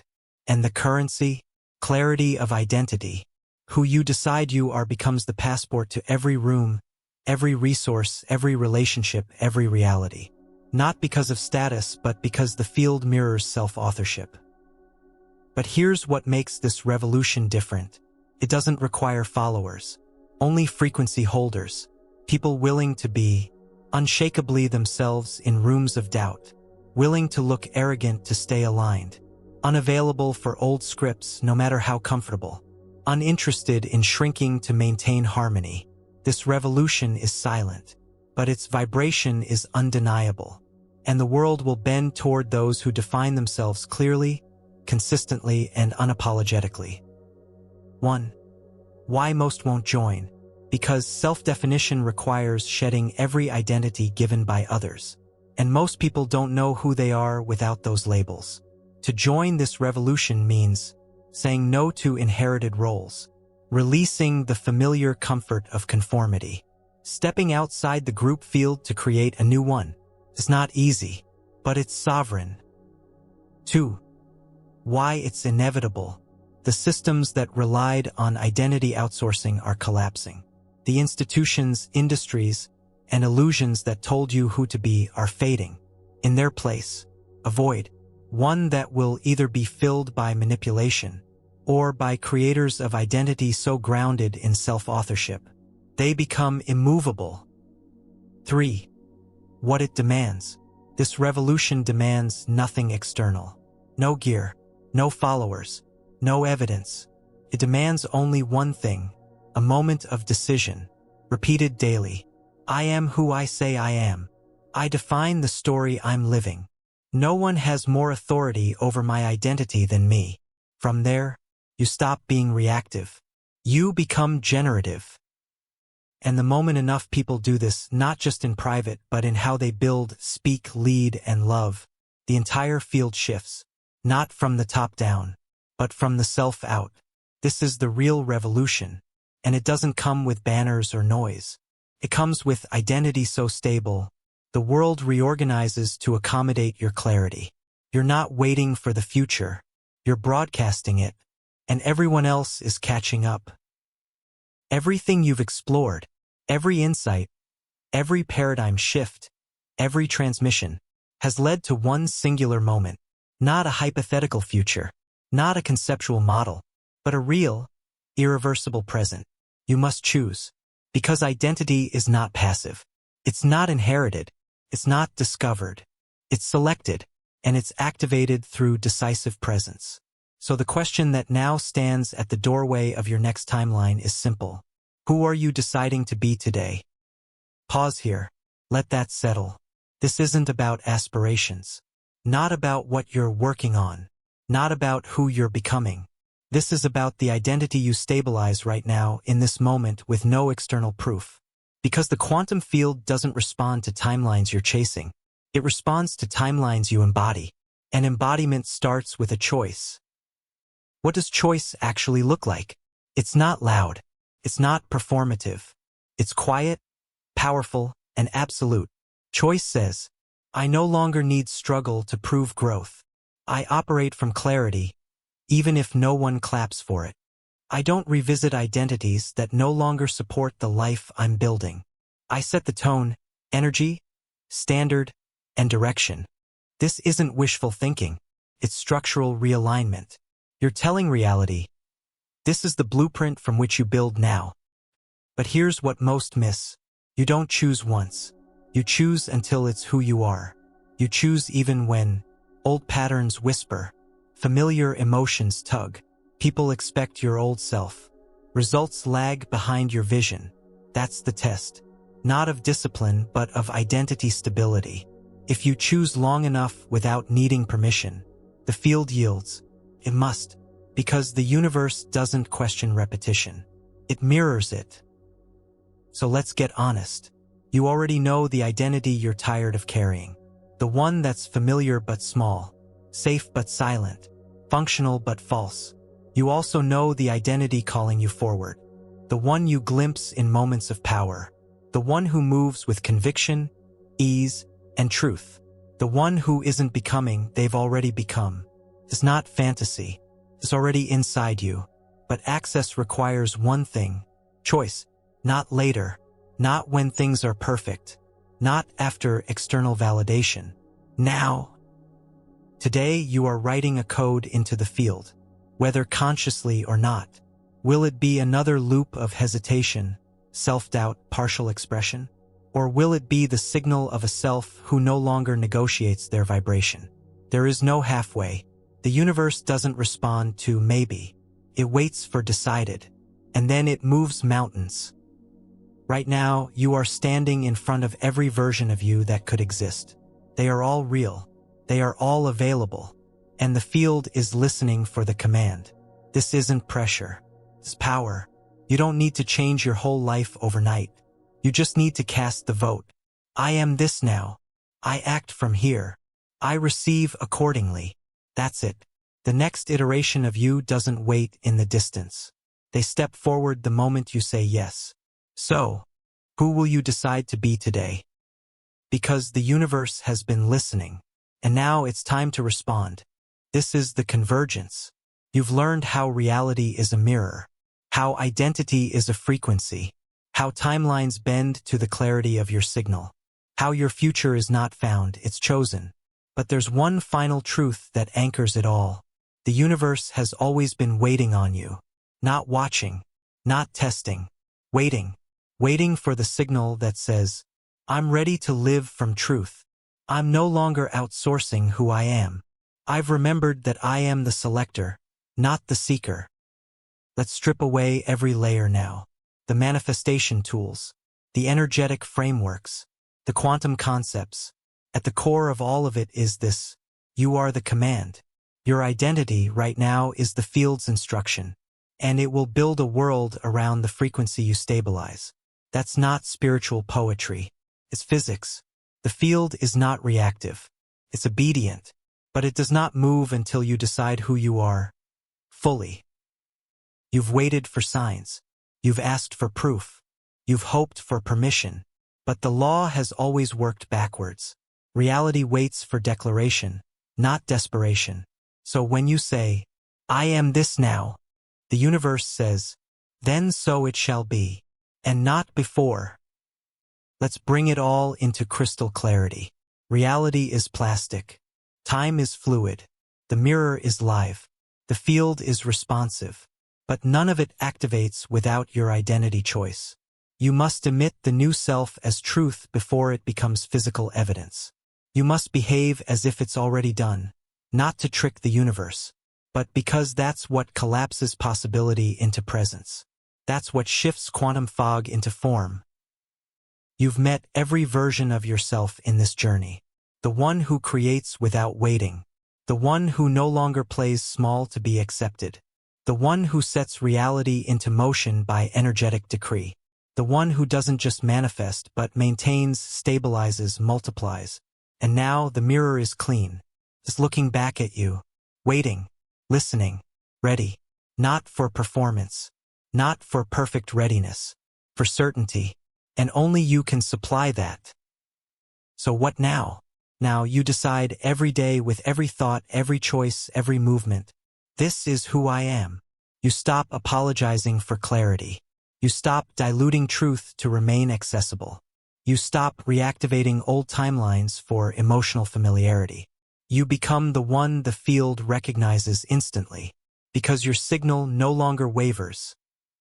And when that happens, when the universe receives the unwavering identity code from you, it delivers, not someday, not eventually, immediately, because the field doesn't operate on time. It operates on alignment. And when your identity is clear, the delay dissolves. So here we are, 50 chapters, a journey across reality, frequency, timelines, and truth. And it all comes back to this: the universe has been waiting. Are you? The moment you say yes, the moment you stop negotiating your power, the moment you stabilize the self you've always been beneath the noise, everything moves. Now choose. And don't look back.